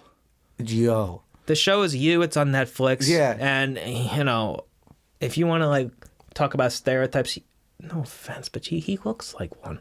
Just But my thing is... looks like one. What are the chances? I can't tell you if he is or not. Me neither. I don't know. Allegedly, I can't tell you. So I'm not gonna fucking, dwell into disrespect somebody who may actually not be a pedophile, but on the chance that he is. How crazy is that he got that script? if he imagine when he read it, I could do this easy. He was like, "How the fuck they know?" Or that. Oh fuck! Now I have to. And I have to do it. Right. Because if I don't do it, they're gonna be like, What do you gotta hide? "You gotta hide." Oh my god. You played that really well. He did. He did. He bodied that role. Yeah. But hopefully not, because all that shit is all dark. Hopefully not. If he did it, handle his ass. I think that when people are accused of that, it's hard to tell because it's such a common thing that people are accused of when they're in power in some way. This is why I need Google. Did I hear my bad? Did I hear the Republicans or somebody? Go ahead. Let's check it out. Pedophilia as they labeled it as a sexual. You heard that. I heard that too. Who labeled that? What court? What courtroom in their right mind? Well, what happens a lot is when you are looking at things progressives are trying to do, and a lot of them are on the left, they start really getting into some murky waters. Yeah, we did. I just want to find this out, and then we'll go back to Trump. Oh, I was talking about the left, like the political thing. Oh no, I mean the Democrats. Yeah, but we did take an actual left. We did take a hard left, and then all right. Oh, what was it? Court ruled. I don't even know. I'm afraid to even look this up. All right. I'm gonna end. I need ExpressVPN. Holla at me. That is a podcast sponsor. Right? They've sponsored They did a lot not of pay podcasts. for that, right? They did not pay for that. This did not include paid promotion. What's all right? next? MeUndies? Just in case. Blue Apron? You want me to just go through them all? Word. All that. Magic Spoon cereal. Manscaped. bro. That's like the number one. Word. The lawn clipper. That is. Manscaped, Brooklyn, Brooklyn, yeah. Brooklyn. I only know about these fucking companies because of podcasts. And you want to know something? I wouldn't buy anything from any of these companies. I just wouldn't. So I mean, I don't. Though they're willing to sponsor anybody, first of all. Word. Second of all, but if I haven't heard of them, then they might not be the best. Oh, here we go. Oh, but it's 2014. I thought it was something new. Anyway. It's still somewhat current. Let's see. Pedophilia is a disorder, not a crime. See, first of all, you're don't saying agree. This article is from 2014. New York Times. Sure. People are still saying that now. So that's what I'm saying. It's applicable. Oh, that's in Camden, New Jersey. I'm gonna have to do some more research on that. But yeah, that's what I mean. I don't know what Trump is. I always think that the presidents are puppets and they're put there to control the population, and they already know who's coming after him. They know whether whatever sitting president is gonna do 1 term, 2 terms. I feel like they're like, look, we're gonna give you 4 years for your deal, and then they're like, oh, you know what? We need him for another 4. Yo, you got another 4 on you. He's like, oh, Can I say something? This is a little scary. This is, I think, a little bit beyond what people are looking at. Trump's made out to be public enemy number 1 to the side that wants to control and whatnot. You know what I mean? Like it really looks like that. Joe Biden is obviously not competent. He can't actually win when you look at leadership. And people will very much argue that Trump's a shitty leader. That's fair, you could say that. It looks like Trump's going to win by a landslide. With Biden in there? But check it. It's so obvious. Is that what they want? Do they want to use this guy's inflated ego so that they have the opportunity to do more dickhead shit and blame it on him? That's what I mean. That's crazy, right? Think about that. Like, you know, that's what I meant to say. The news is like flipping, and the news is paid by whoever's responsible for this rollout of nonsense we're seeing now. They're saying a lot of it's on him, like all his actions are terrible, whatever. And I'm thinking, like, I think people really started to gain their own independence, and you were just starting to see more livelihoods developed and people really being, you know, their own unit without relying on a government. And the government really started to be kind of pointless, you know? Yeah. And I think a way to get that back is to just like do a whole bunch of stuff, make somebody look like a bad guy so that you can speed it all up. Yeah. Because the way you were doing it before It's taking too long. was taking too long, wasn't Taking working. way We too were long. getting on a level where we didn't need the government. They were like, That's a little scary to think about, right? Because like you could see Trump as being somebody who, for his own intents and purposes, an advocate for your freedom, and you must get him in because of that. But what if like we're all voting him in, and it's actually just going to be used against us because it's another way to just make somebody look bad and get away with everything? yeah, and I feel know? like that's what I mean when he was like, Because Biden's not winning. he's not winning, and we're gonna get to Biden right now. This is what I mean when he says murderers and rapists. Mexicans are murderers and rapists, right? Right. That was a Remember that. stupid thing to say. Yeah. It's just a stupid thing to say. So now, that's what, going back to what you're saying, imagine if they know that, if they have the fall guy, and they're like, yeah, just whatever. We're going to have him look real crazy. And now you say we vote him in for another 4, and when he does crazy things, they say that he did it, and we're already like, of course he did. So Trump could be like a get out of jail free card for people Whoever who wants to wanna, control whatever they want to control. you know, put on these new things to us. Yup. That's scary. Imagine. Because like I said, We're smarter than the government thinks, but unfortunately we're not as powerful. So Exactly. it's really hurting and us. Biden ain't winning. And more people are saying, I'm not voting for Biden. I'm voting for his cabinet. That's even That's the worse. most dumbest thing ever. Yeah. That's the most dumbest thing ever. If that's the case, who in his cabinet is the most intelligent? How about they run?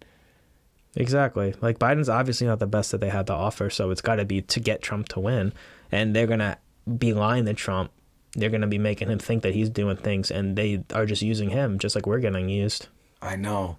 I It's a feel little- like that's it's a got to little be doom what's and gloom, happening, right? Sounds a yeah, little- no, it's very nihilistic. It's hard to be optimistic. Yep. To end And these I've been times. suffering. I've really been, honestly, I'll admit it, depressed. But let me say that it's not my intention to have this podcast episode age well. I hope that things are different later Oh, me on. too. You know? Like, I'm talking about our past and where we're at now with current events. Like, I really just hope that people get to look back at this and be like, wow, it must have sucked back then. Right. But instead, it could be, this is how it started.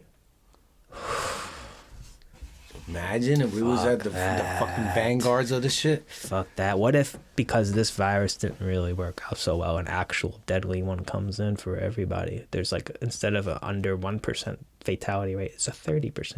and it Oh affects my everybody. God, that would be And catastrophic. then Bill If it Gates went up to 5%, pokes you with his vaccine that has a Exactly. microchip in it, he's running around. and all of a Yeah, sudden but we're I'm- communist China. Boy, I don't even have my phone, but that's a chip.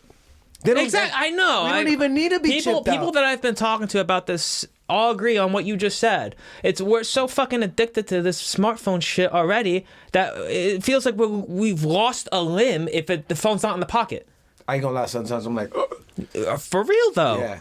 you have the world's information in your do it- pocket. Yeah, I do it more on a safety level because I don't want. Now that I am used Of to a course, phone, I don't want to of be course. somewhere and break down. I'm a truck driver. Absolutely. I'm like, my drive shaft broke last week. Imagine if I didn't have a phone. Yeah. But also this, think about how having a phone in your pocket with the world's information accessible makes you not really even question or think about anything because you have the convenience to look it up whenever you want, and you just never get to And it. therefore, you don't look it up. Yeah, Because you know therefore you don't can look it when you up. want to. And so you believe a lot of what you're being fed because, I mean, these people that are obviously in different positions than you who are said professionals are telling you this and that. Word. So you have the power to fucking look up things and gain the knowledge, but who the hell knows if knowledge is power anymore, really? I know, right? So what good does it do if like we've already gone so far past the line to where we can't go back, and they know it, and we just all don't collectively see it, and that's why you have people not refusing to close their business, and when they do close their business because of, say, a coronavirus, when they try to open up again, when they're like, damn, I think he was lying, they get hit with fucking fines. As if they could afford them summonses. to begin with. Yes. I'm I think with that it. if no one listened at the beginning, tough luck, Murphy. Fuck you. I know. So if they try to fucking do this second wave shit, this is direct call out to all you motherfuckers. I get that if you're a restaurant, you could be threatened to have your liquor license removed. But if all of you don't comply, like every single one of you, what's that shit gonna look like to the whole country when every single restaurant in the state of New Jersey come here and give me that got penalty. their liquor license taken away? Like if Murphy, I don't think it would happen. But check it, Murphy can't do that without looking crazy, without Fox News covering it. You know what I mean? So if one empowers a governor's executive order, then he gets to get away with it with everybody, and that's where they fucked up. And if that happens, But they didn't know. Second time around, you should know, and I guarantee you 100% there are going to be people who are talking about this second wave possibly being worse than the first. Like, yo, not even. How could it be? At this point, if this is a novel virus, right? This is common sense here. If this is a novel virus and it was just put into the human population, that gave us time to develop something out of nothing. Yeah, and we don't know, because listen, to be honest, I'm not getting tested. I'm not getting tested because they're gonna lie, and then somehow I'm gonna end up in a hospital, and then they're gonna fucking kill me. Exactly. And I never had a flu shot in my life. Same here, and I've gotten flus before, and you have to trust your immune system. You have an immune system that's amazing for a reason. Why do people, if you take care of it, why do people want to tell you that like it's not good enough all of a sudden? It's because they're trying to scare you and control you.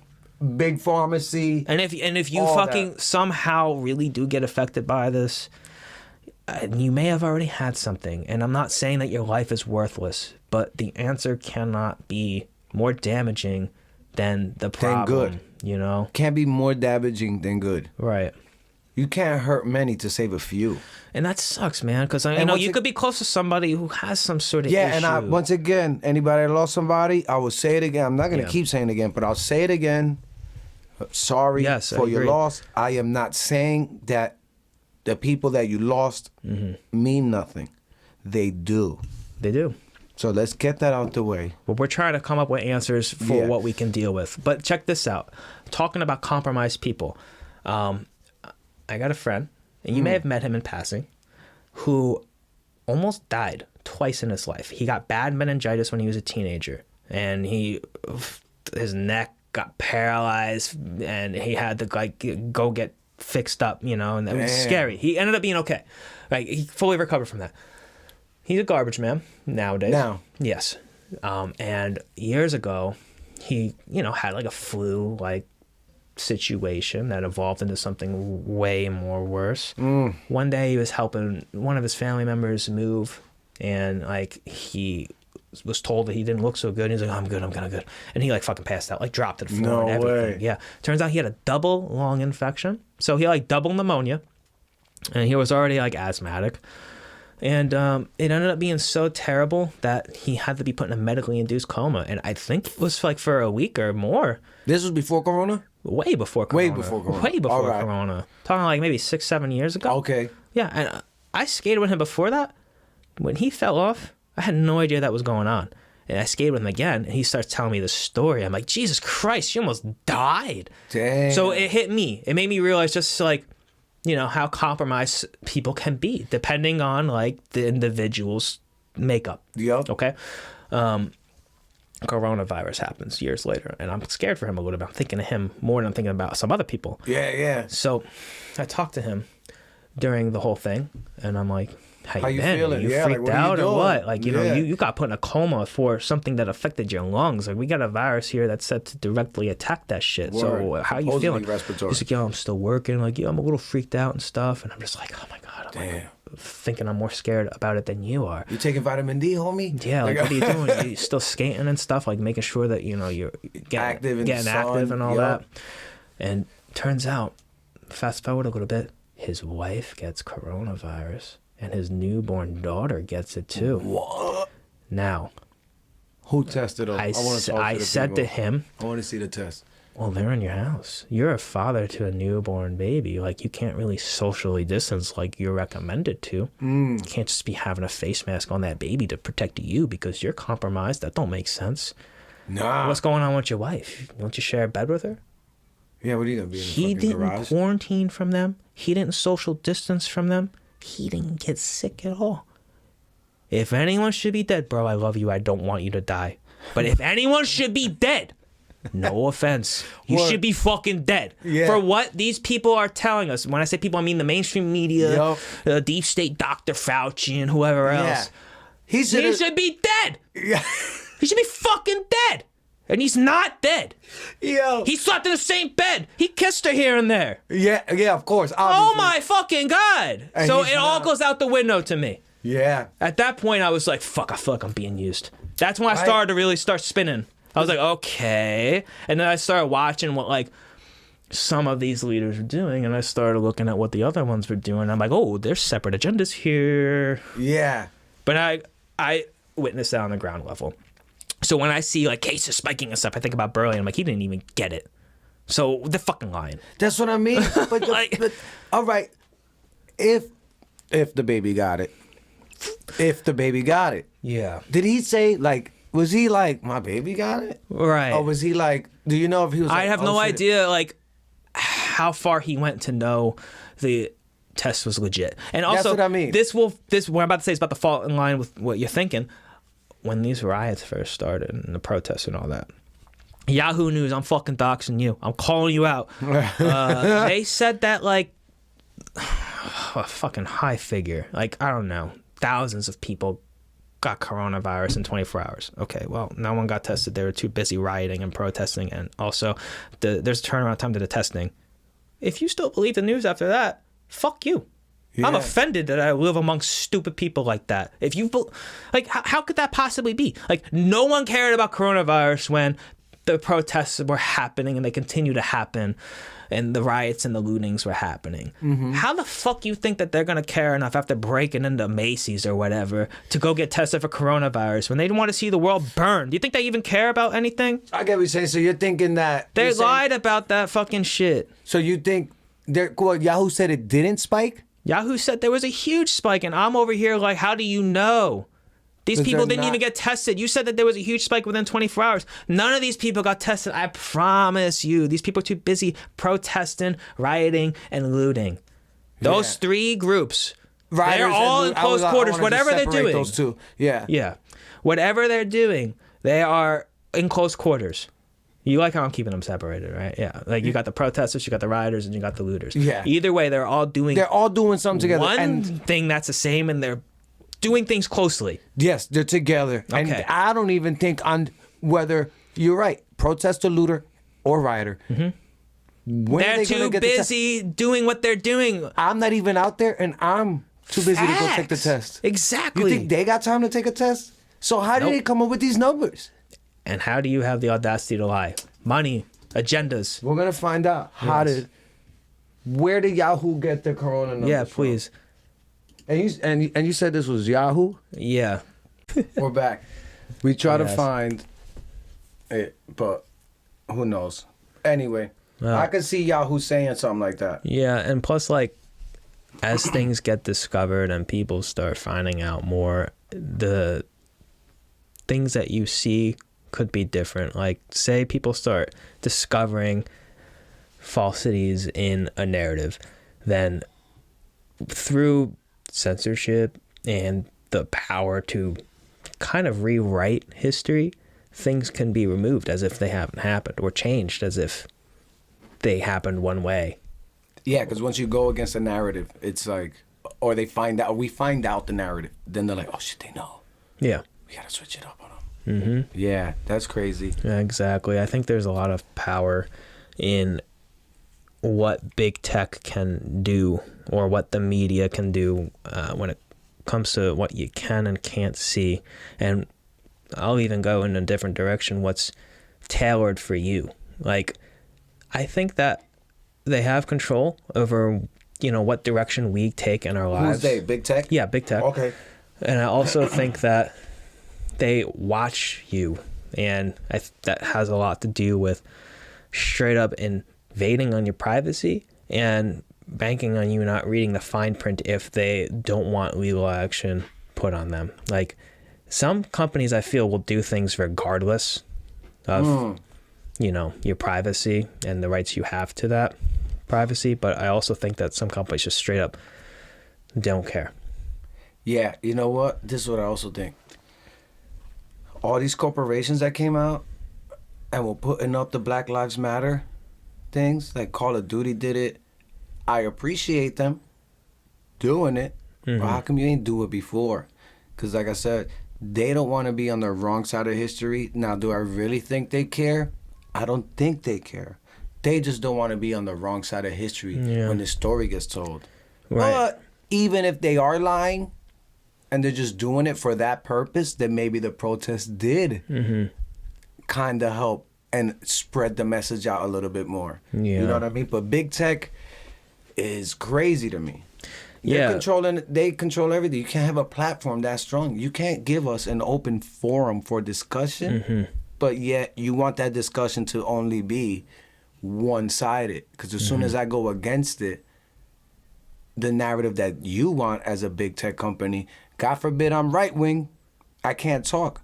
Yeah. So I don't feel the censoring of anybody's right. Yeah. Let everybody say what they want to say, and then we'll know who people are. And then certain things get pushed extremely as well. Like Black Lives Matter at first really to me seemed like a call for justice, but now I'm seeing that as demands from the group Black Lives Matter are being met, they continue to ask for things that kind of for some reason don't make too much sense in the change that they're calling for. Like, I think that... Which one? Like, let's pick one. Like what? You think just overall? But let's be a little bit more specific on that. The problem is I don't know everything with that whole movement, and that makes me seem ignorant and privileged, and I'm not going to check my privilege because I wasn't born in racism, and the color of my skin doesn't make me racist. But, yeah. I mean, it's great to have a whole street, with Black Lives Matter written all over it, but when that's not, like, enough, and, like, the changes in law that are going to be made change or already are changing isn't enough. I mean, what can we do that changes what already happened? Yeah, and you know what I would say to that? This is how I found a problem with that movement. Who is their leader? I don't even know. Yeah, who's the face of it? Who's the spokesman? Who's the leader? I could be ignorant as well because I don't know this, but they probably is. But I don't know about it. Yeah. Where is your 10-point program, 20-point program of this is what I want? Free breakfast, like the Black Panthers did. Breakfast for this, healthcare for this, do this, do that, do this, do that, do that. This is what we want. These are our demands. Yep. Once they're met, will it be enough? Will it be enough? We don't know. But if they're met and it works, this is what you wanted, this is what you got, and now we changed our ways, and this is what it is. You're going to have to take that because those are the demands you made, and that's what they gave you. Yeah. When you keep asking for more and more, it's almost like you want to oppress, maybe. Like you want to be on the other side of where your ancestors were. It wasn't right that your ancestors were enslaved at all.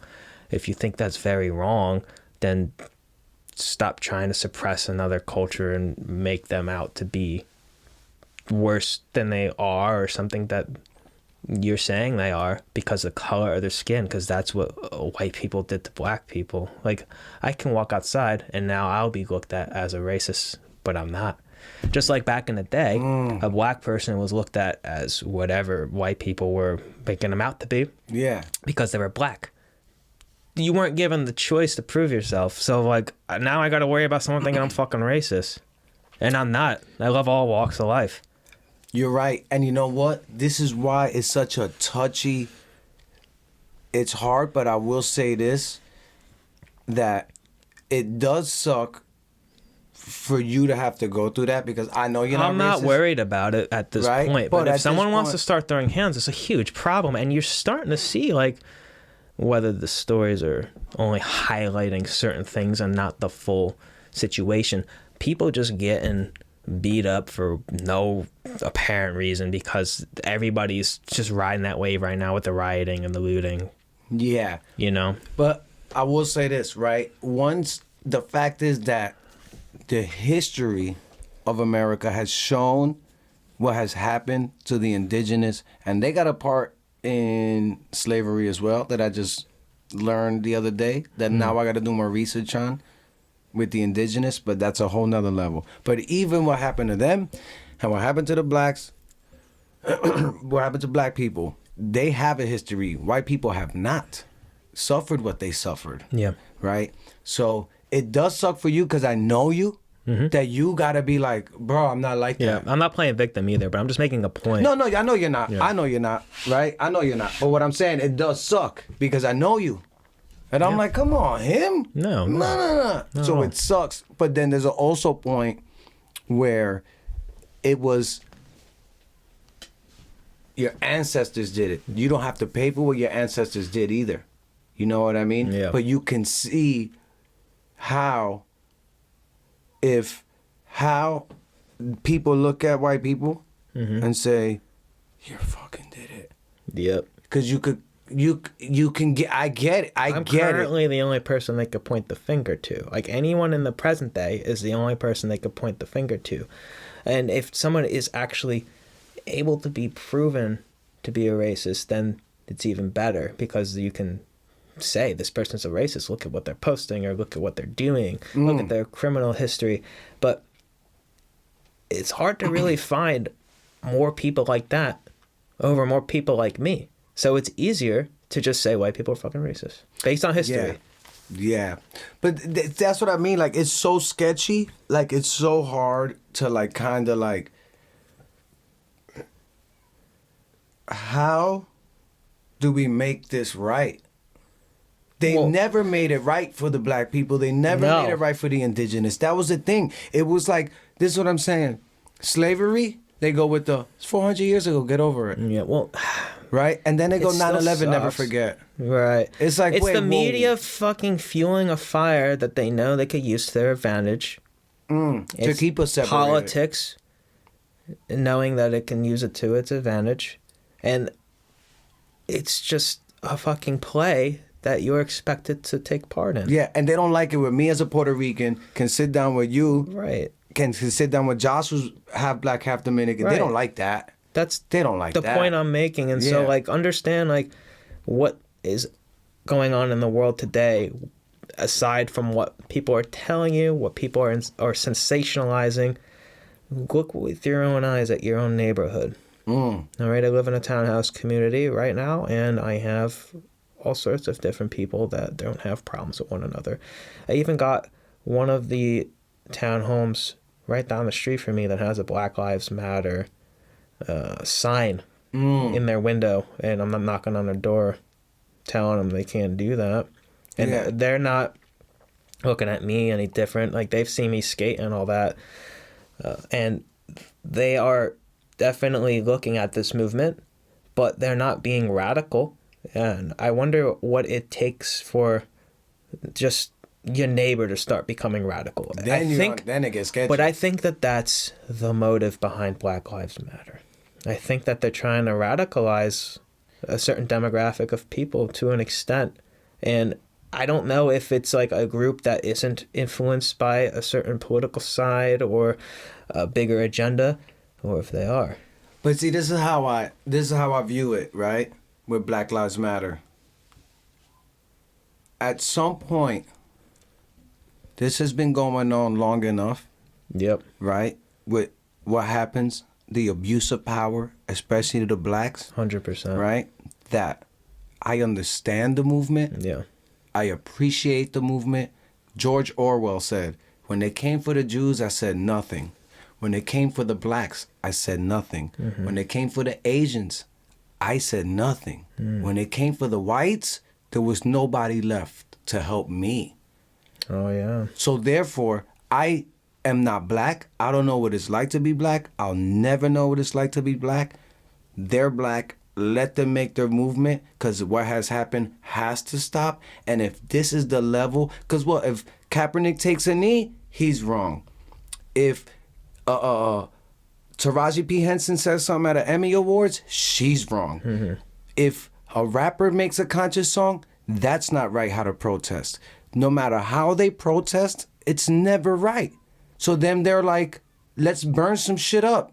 That's not right either. Do it peacefully. But when we did it peacefully, you still had a problem with it. So then it's like you see how they get like, yeah, and I don't even think they're radical enough on a level of this holding sign thing. But so the looters may not all be Black Lives Matter.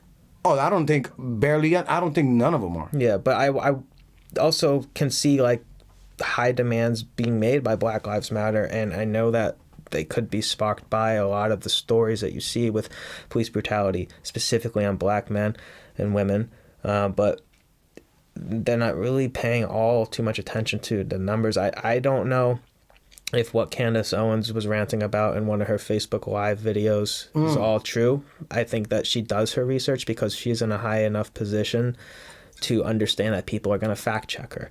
But she did have a take on George Floyd that I was interested in.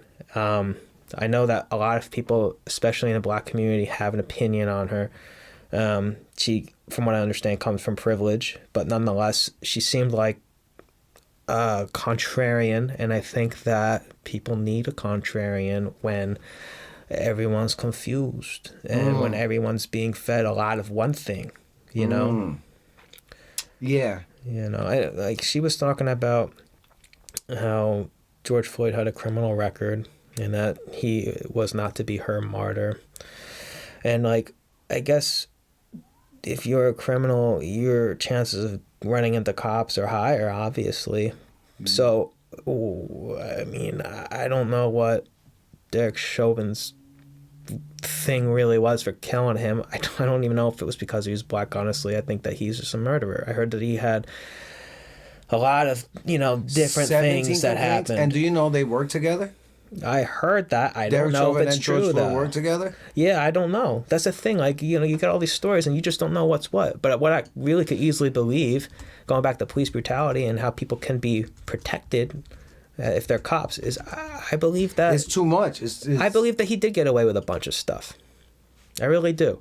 And I think that in this day and age where smartphones are in the pockets of everybody, that him putting the knee on somebody to kill him in a long stretch of time was perhaps on purpose.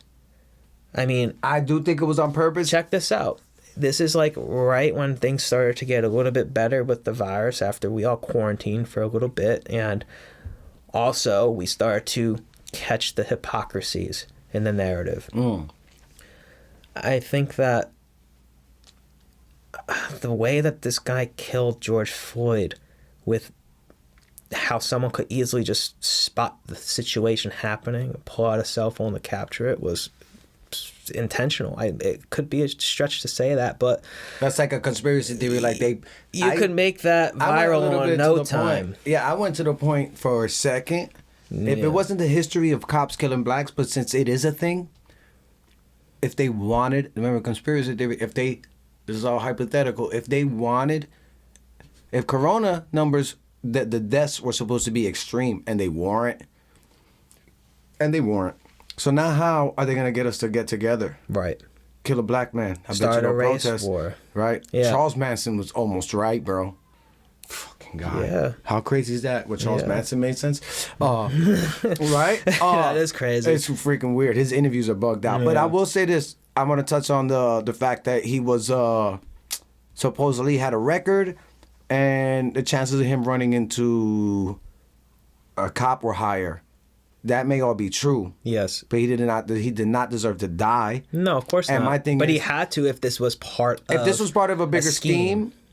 Yeah, which is very conspiratorial. But if I think it's plausible. It's not off the table because the coronavirus is being caught onto, and then you fucking have to trigger something else to control people more, or just destroy what you set out to destroy originally with something that was more subtle. Well, now this is in your face. We're just going to go right out to the places that we want to fall and destroy them ourselves. We're going to have other people do it for us, though. That's what I mean. And it sounds crazy, but for those that think we sound crazy, if you look at all like Operation Paperclip, all the other secret things that if we would have said it, no, you guys are crazy. And then when it comes out in Freedom of Information Act, people are like, oh. Yeah. Imagine a guy that was like, this is going on. They're like, bro, you're crazy. And now, if that guy's alive, he's probably like, I freaking knew it. That's Alex Jones. He's crazy.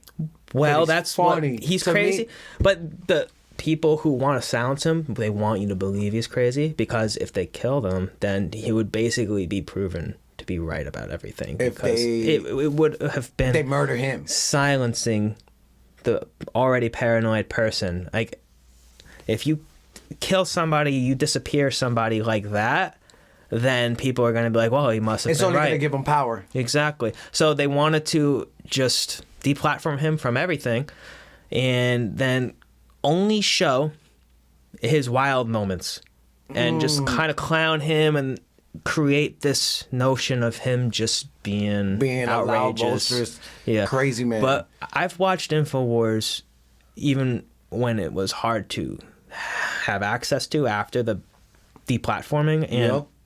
he's still trying to He's the same. the whole inform way. you. He's still trying to tell you what could actually be happening. Yeah, I mean crazy just on his mannerisms. I love him. I for mean that. him like he's so like he's shot out. I Like, think he's like, fucking "Ah, hilarious. nah." Yeah. Yeah, that's what I mean. It's funny, but there's also substance to what he's saying. Yes. Some of the things, like very the Sandy passionate. Hook. Yeah. It was like, ugh. I know. Yeah. Now, is it a false flag?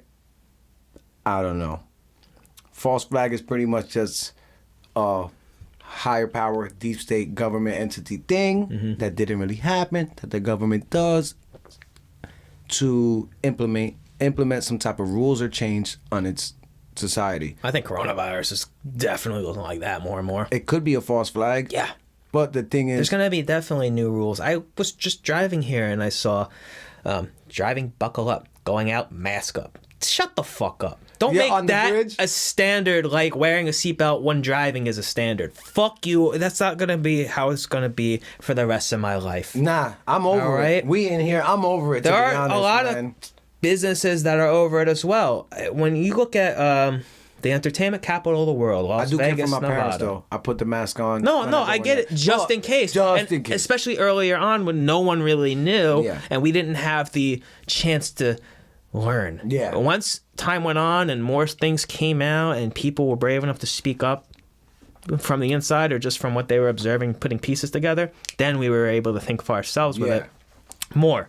But I was going to say, look at the city of Las Vegas, Nevada. I mean, the casinos understand that they need to entertain people and the experience is what's most important. I'm a Vegas guy. I've been there 6 times now. Damn, I haven't been there once. I couldn't I wanna go. imagine having nearly as much fun as I've ever had in a quote unquote new normal. Like you see a lot of these people who are pro, you know, Shut down. dystopian future due to coronavirus.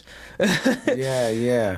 Or that they're saying like, you know, there's going to be a new normal. Like life will never be the same as you remembered it. And I'm just like, you know what? That's crazy to me. I'm not What do going to you mean? comply. And I think there are certain businesses that can't comply with that either. Like if you have a whole city like Las Vegas who is built on entertaining people and they're known for the experience, you can't really change that very far off of what you've already done that you know works. I mean, you're organized crime to begin with. Like gambling Word. is organized crime. So you're not going to like really go with what they're telling you because you know that they're doing crime too. They're running some numbers somewhere. There was an interview that went viral that made the mayor, Caroline Goodman, look really shitty. It was a CNN interview with Anderson Cooper. Now, I remember. I know what you're talking about. People- This is Las Vegas. yes, This isn't Mexico. What's she say? This isn't Florida. What's she say?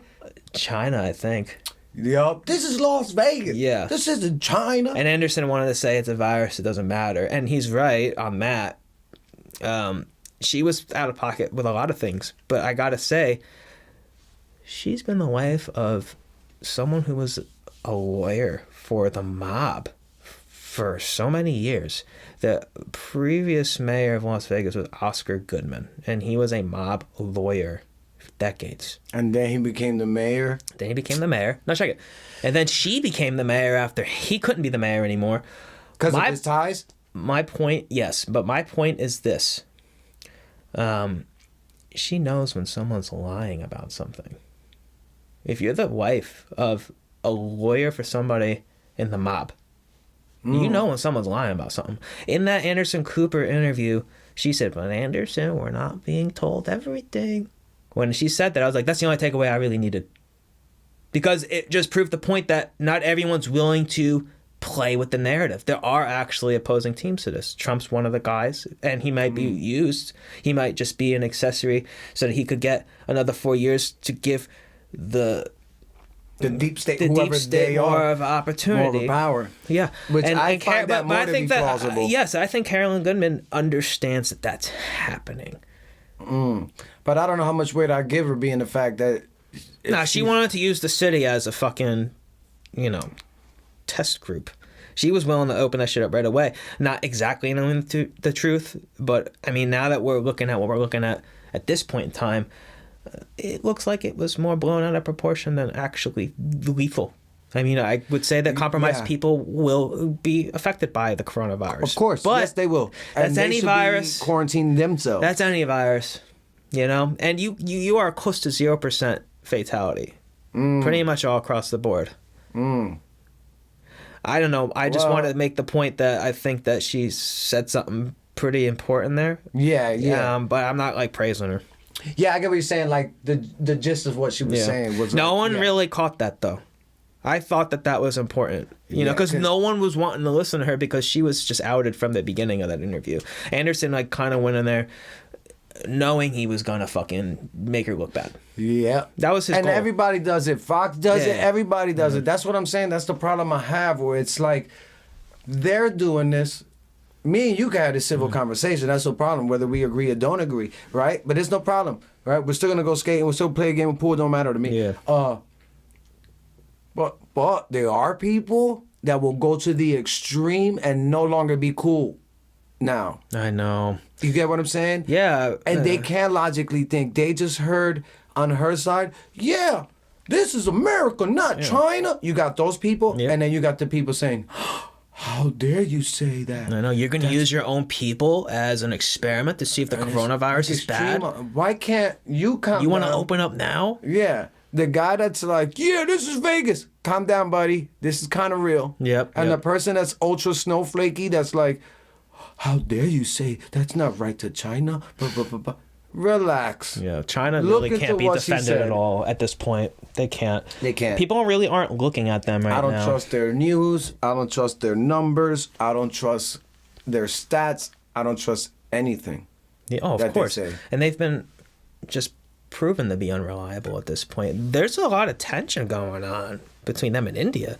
And I think a lot of it comes from China's attempt to buy out a lot of India before anyone else could, because with this coronavirus thing and how much China's exposed themselves, the U.S., amongst others, allied with us, were looking to get manufacturing done elsewhere. I mean, rightfully so. How could you trust them with our medicine? How could you trust them with anything? How crazy is that? I know, that's been going on for the longest time. Raw products to make our medicine. China's goal is to destroy the U.S. from within, whether it be through big pharma or manipulation in other ways. I mean, when it comes to their invasion on our privacy, they get to learn so much about us as people, and then they can control us in ways, and the Russians do that too. Yep. And this is what I also think with that, with the whole China thing, and then America, I think, will create. This is why I don't put anything past the chance of an idea or a thought. I elaborate on things even as outlandish as they seem. I'm like, that's outlandish as hell. Yeah. But I give it the benefit of the doubt, and I'll look into it, and if I like, nah, yeah, I was right, that's crazy. Yep. That's how I feel. I think it's crazy. Yeah. But America has to compete with China. Of course. And their fear is that China is going to surpass us, and they'll become the most strongest power. Yeah. Which is slim chance, but it's possible. I think I'm with you on how it's kind of a slim chance. I've heard from more people than not that they need us more than we need them. Yeah.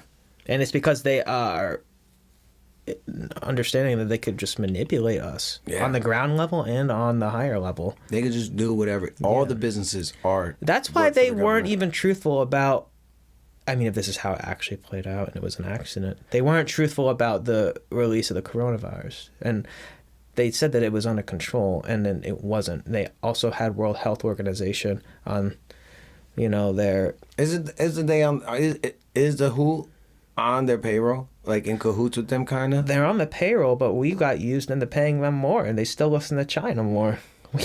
Do you know That's the numbers? That's what I mean. So they have heavy influence over the World Health Organization, and so that's an organization that we paid for to protect us, and they failed. It was intentional as well, because they were under the direction of the Communist Party of China. So we got told when it was too late, and then people wanted to blame Trump for not putting a travel ban sooner, and he said that he wanted to at one point. They said that it was no good. You can't do that. Did he say that? He wanted to put Joe Biden said a travel ban. Trump. He wanted to put a travel ban on China early. And then they were like, "How dare you?" Yes, Biden even said that. And then when he finally just said, "Fuck what they're telling me, I'm doing it anyways," a global emergency was declared, and he really let you know how he said, "I told you so." And then there was tensions between World Health Organization and the U.S. after that, because we had to start learning more about their relationship with China, and it got so much to the point where, as of recently, we withdrew everything. We don't pay them nothing. We're not part of them anymore. That was a huge decision, and there are potential ramifications for that, because if they weren't loyal to us when we were paying them the most. Bill Gates was paying them the second most, by the way. Then China. What's telling you that they won't do anything bad when we're not paying them shit? Forget about it. But it's also but that Bill Gates is gonna be running out here with syringes, stabbing people. But also it needed to change. We can't be paying this organization so much money for them to still fail us. So it's I get what Trump did. I would be mad, and I am mad. But I'm also scared, because if China and the World Health Organization were so comfortable with fucking us up that way while we were paying, what makes you think that they're not going to try something? God, now we pissed them off. But what are we going to do too? I wonder what our plan is. What are they going to do now? I wonder what our plan is. You know what I mean? I just don't know what the fuck our plan is. This is such a confusing and... It is. It's overwhelming a little bit. It's sometimes where I just want to check out. Sometimes during my day, I'll check out with it. And I'm like, man, whatever. I'm just listen to music, listen to some sports. Yeah. And then I turn on sports, and then they're like, sporting with no fans. And I'm like, oh my God, Corona again. Yeah. Well, that's why, I'm really grateful I still have skateboarding, and I'm able to really do it. Because when I'm at the Jackson skate park, which is what I consider my local. They're still open. Yeah, everything seems like it's the same as it's ever been. Normal. Yeah, because no one's really adhering to the social distancing. But then again, your skaters, you're healthy. Yeah. I mean, not every skater's healthy. We already know the lifestyle. Some of them. Some of them are. Some of them aren't. I mean, but for one thing is definitely active. Yeah. You try to run up. I can't put on weight for anything. 90-degree weather. Impossible. Yeah. The average person couldn't run that long. Take the impact that they take.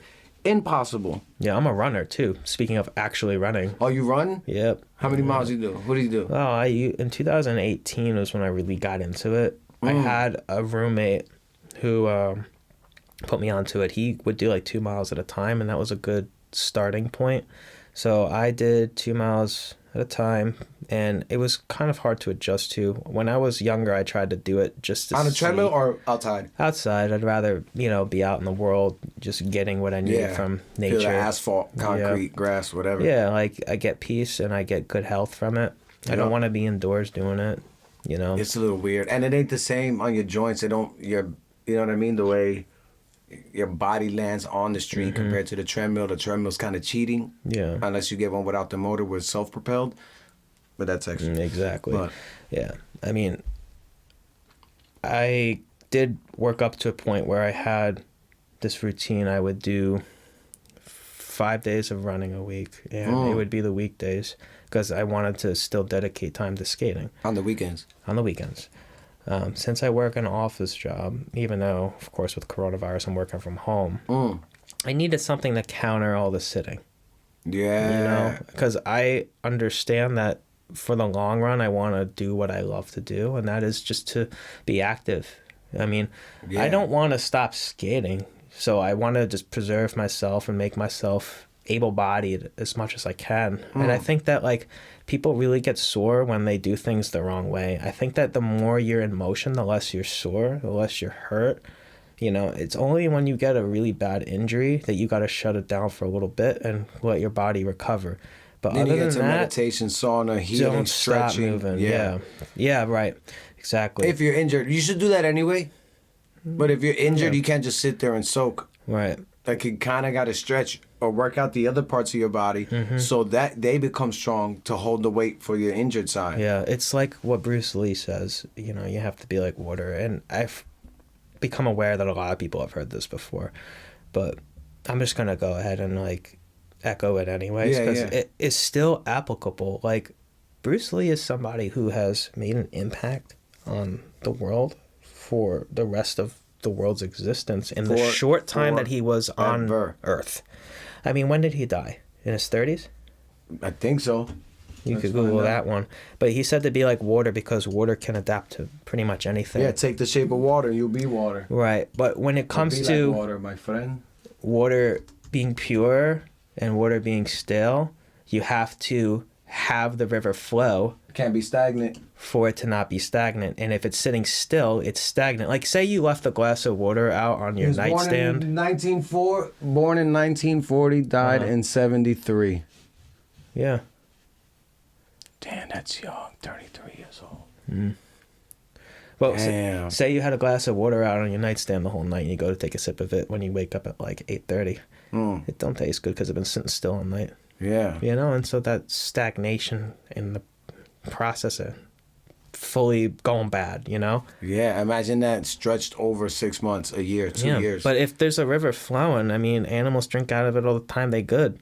You know, like, and you could be too in a survival situation. I mean, nowadays our bodies are adapted more for like natural spring water and purified water. I don't even know how well we do with river water. Mineral water filled with minerals, though we need it. Yeah. But I don't know how we'll react to it. You're right. The point is, though, that, you know, flowing water in motion is not stagnant, not stale.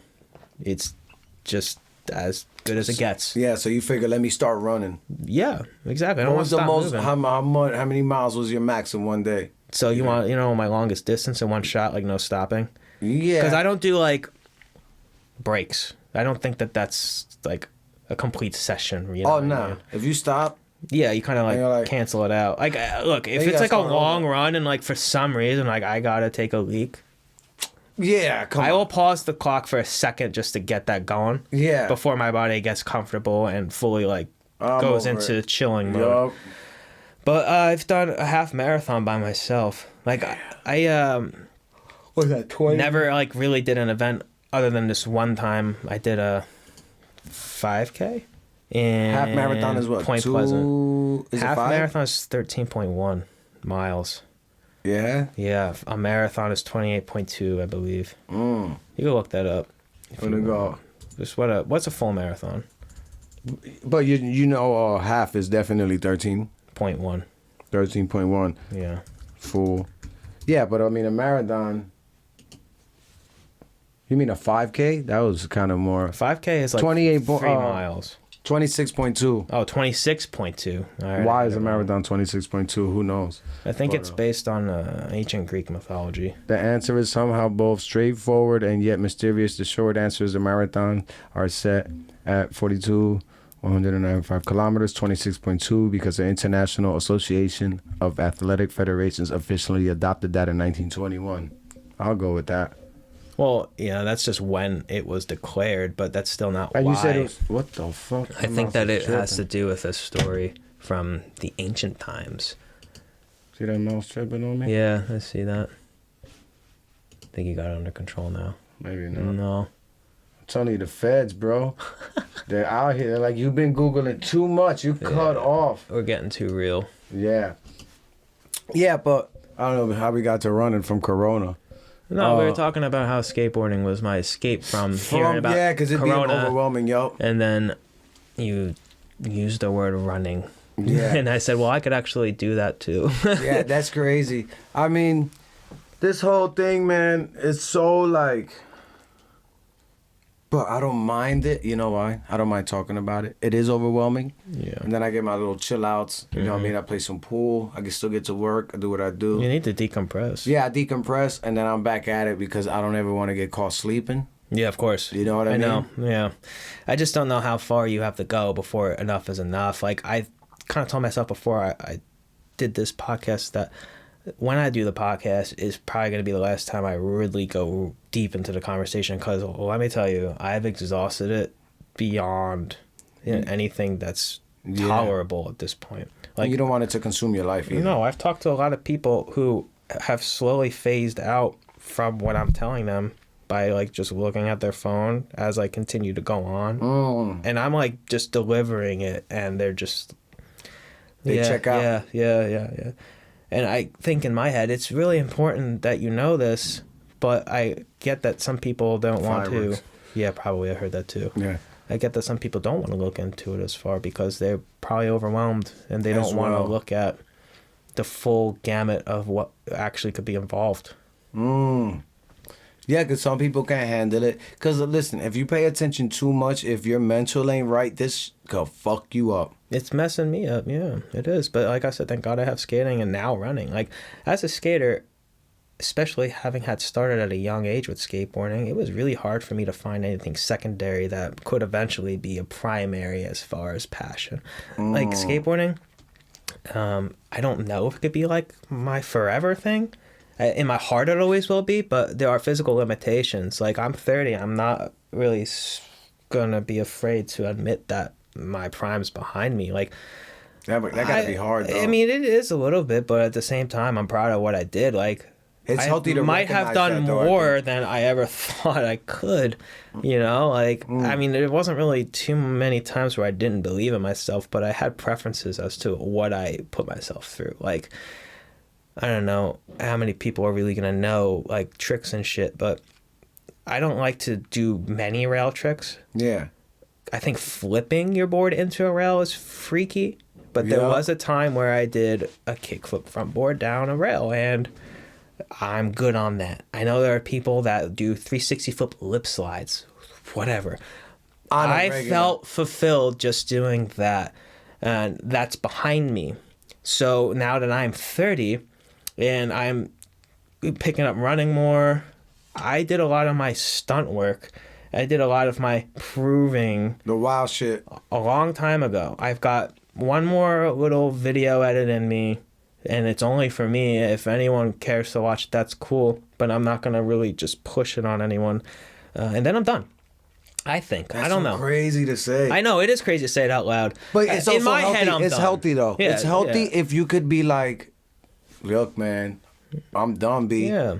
If anyone wants to involve me in anything, like, that's cool. But, you know, I'm over my own self because I'm my own worst critic. And anyone who skates with me knows that I'm too much of a perfectionist. And as I get older, not only is my physical fatigue kicking in, but my mental fatigue, too. Like, how long you been skating again? 19 years.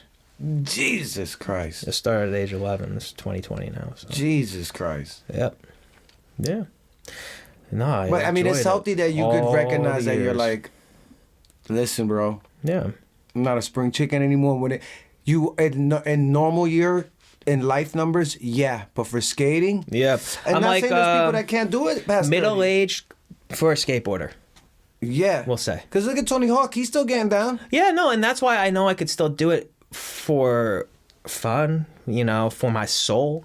And so if I preserve more than risk, then I'm gonna be in it for the long run. I mean, look, anything could happen, you know, and it's upsetting to think about that, but that's with anything, okay? Like, people those are the think, risks you got to take for your culture, though. Like, Well, this is what yeah. I do. Like, if you skate, you're like, I might Exactly. break my arm, son. right? I mean, I could just step on a nail walking off Nah, the listen. step.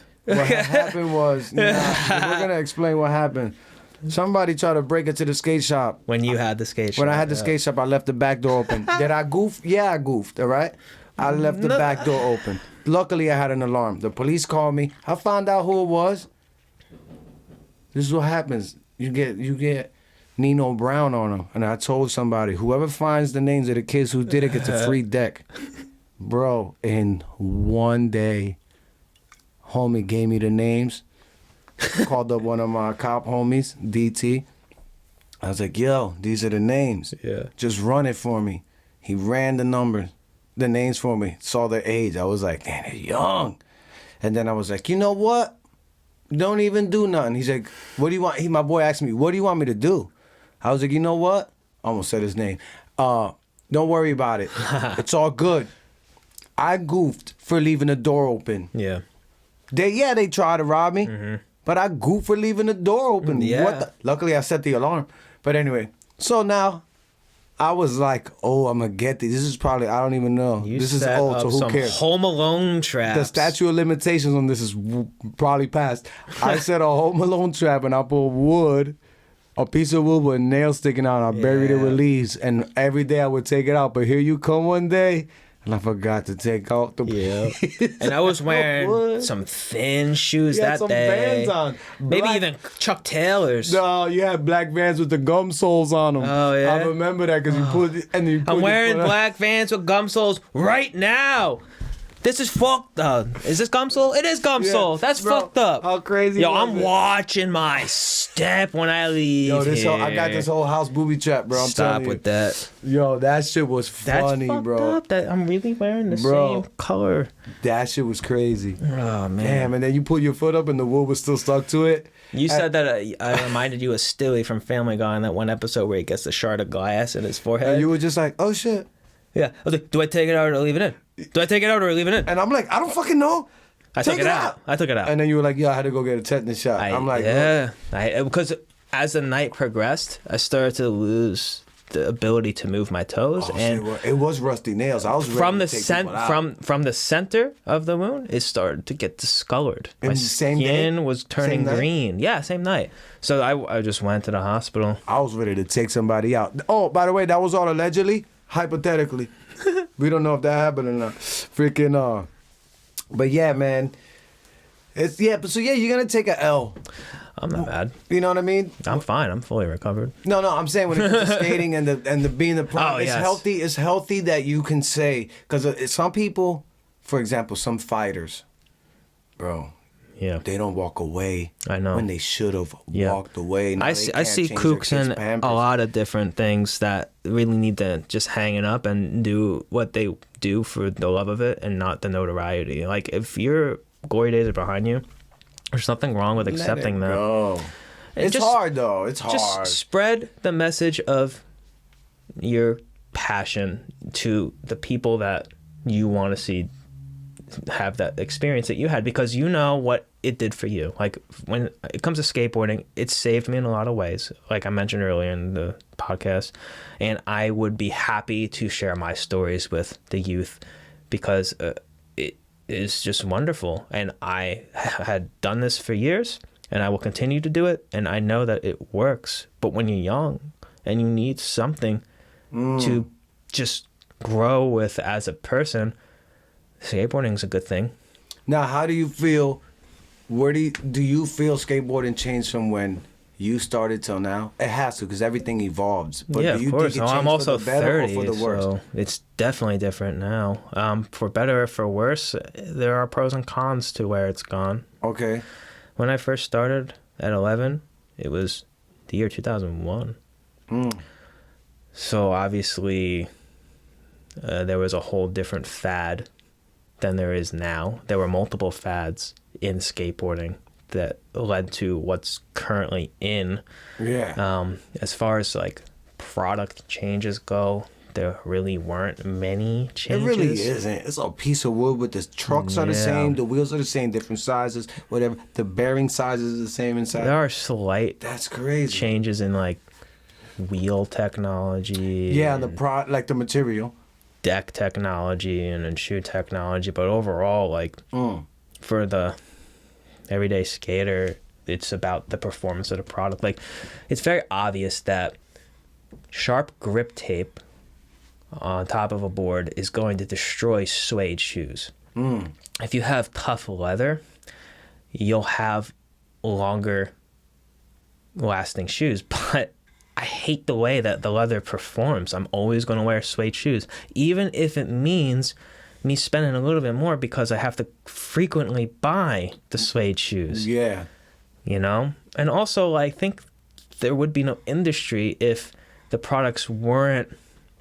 If they lasted for forever. Right. If the products weren't designed to fail, then what companies would there really be? Exactly. You know? Imagine a car that never breaks down. Exactly. Yeah, right. What are you gonna make? You're gonna make 1 million cars and then you're done. We see that kind of shit happen with Apple a lot. The Apple products are designed to expire after a certain time, amount of years that go by.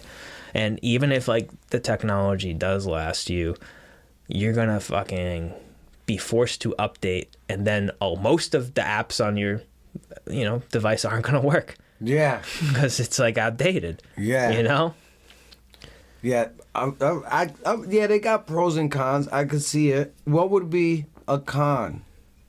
What don't you like? Well, What happened to skateboard? This is the thing about just getting older in general, is that... Or could it just be you? That you're getting get off my lawn type person? Well, I was going to say, like, when I was younger, I always heard the people that are older than me that they didn't understand why I did the things that I did. I don't understand this younger generation. Yeah. And now that I'm 30, I can be like, I don't understand why these kids are into what they're into. But I have to remember that I felt some sort of like heat from adults when I was a kid doing something that they didn't understand. So I could be that old head who doesn't get what the youth is doing, or there could be more people that agree with me and say that like some shit in skating is actually whack. Now, do you think it got more technical, more big? Absolutely, in every single way. It got more technical and bigger.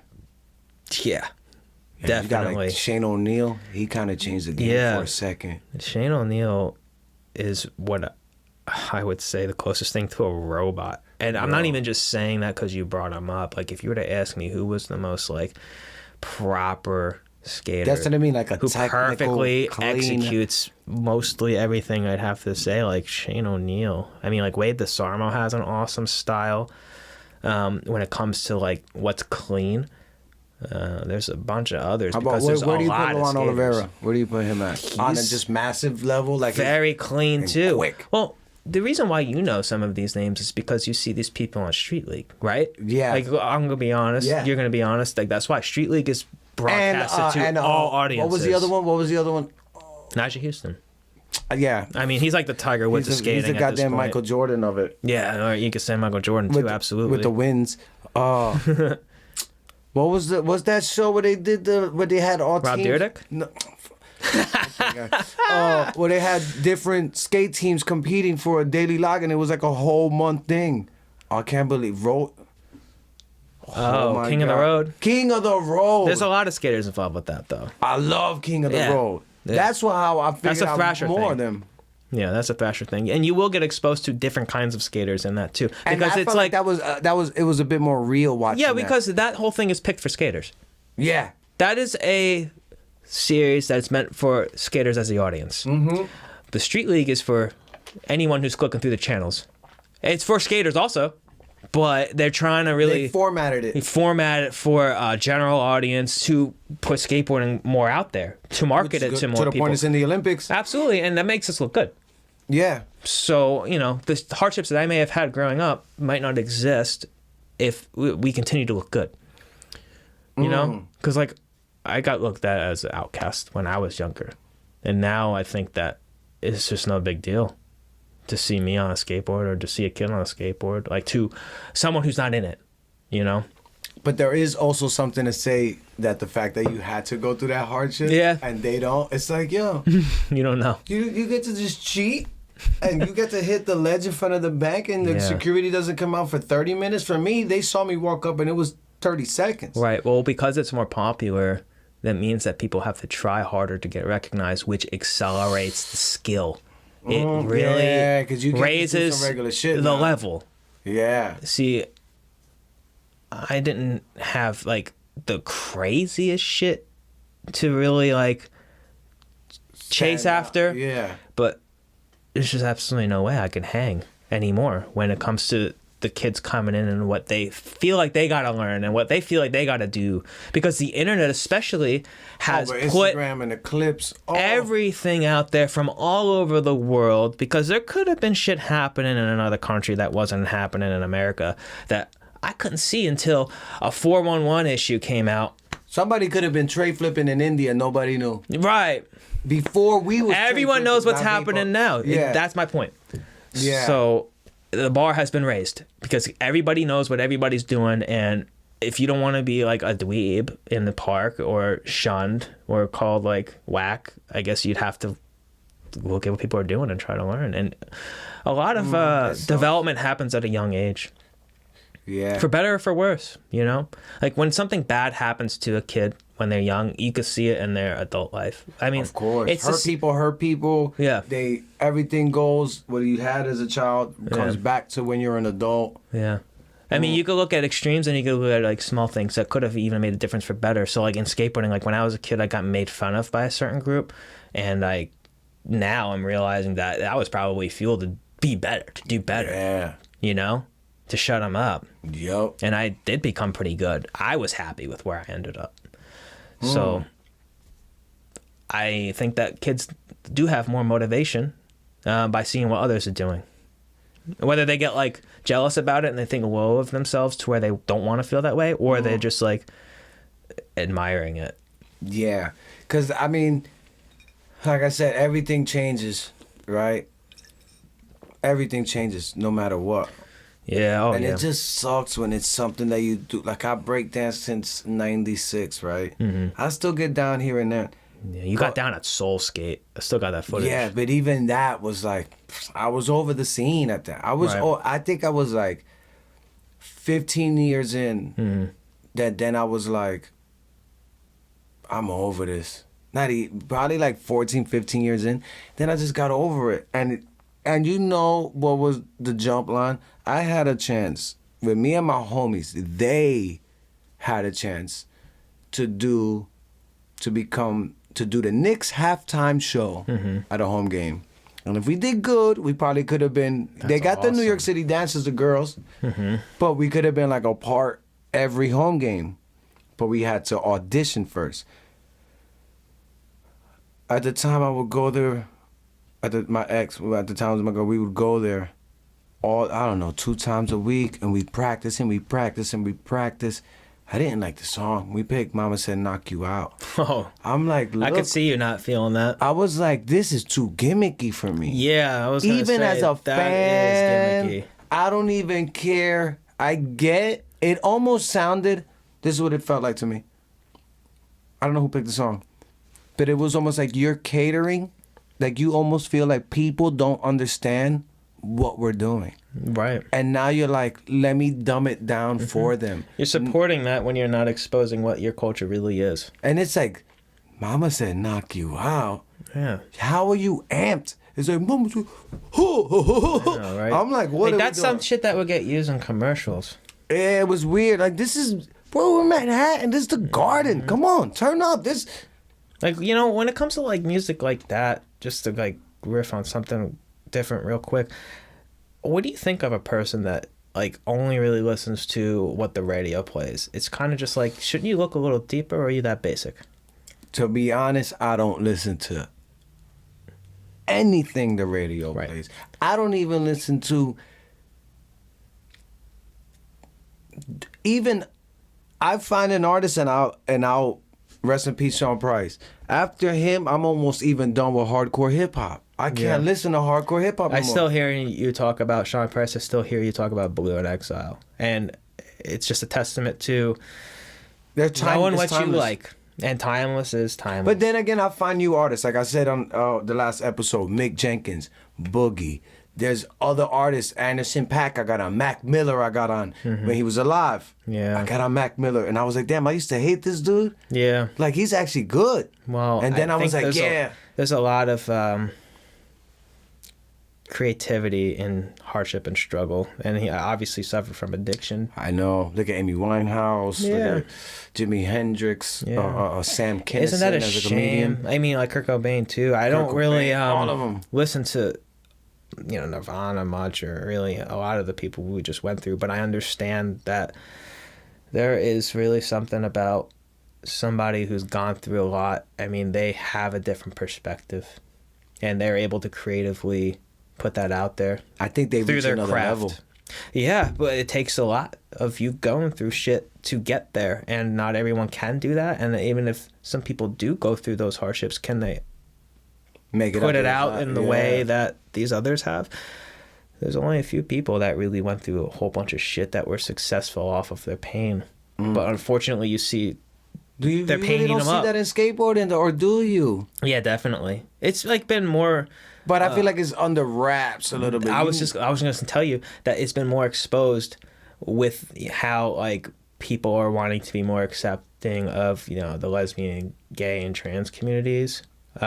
That there are a lot of people who are now finally like being courageous and saying, because I was closeted or I always felt a certain way, I took out my pain with skateboarding. Like, I was willing to throw myself down a set of stairs or Out a of rail. anger. Who Out of came out? anger.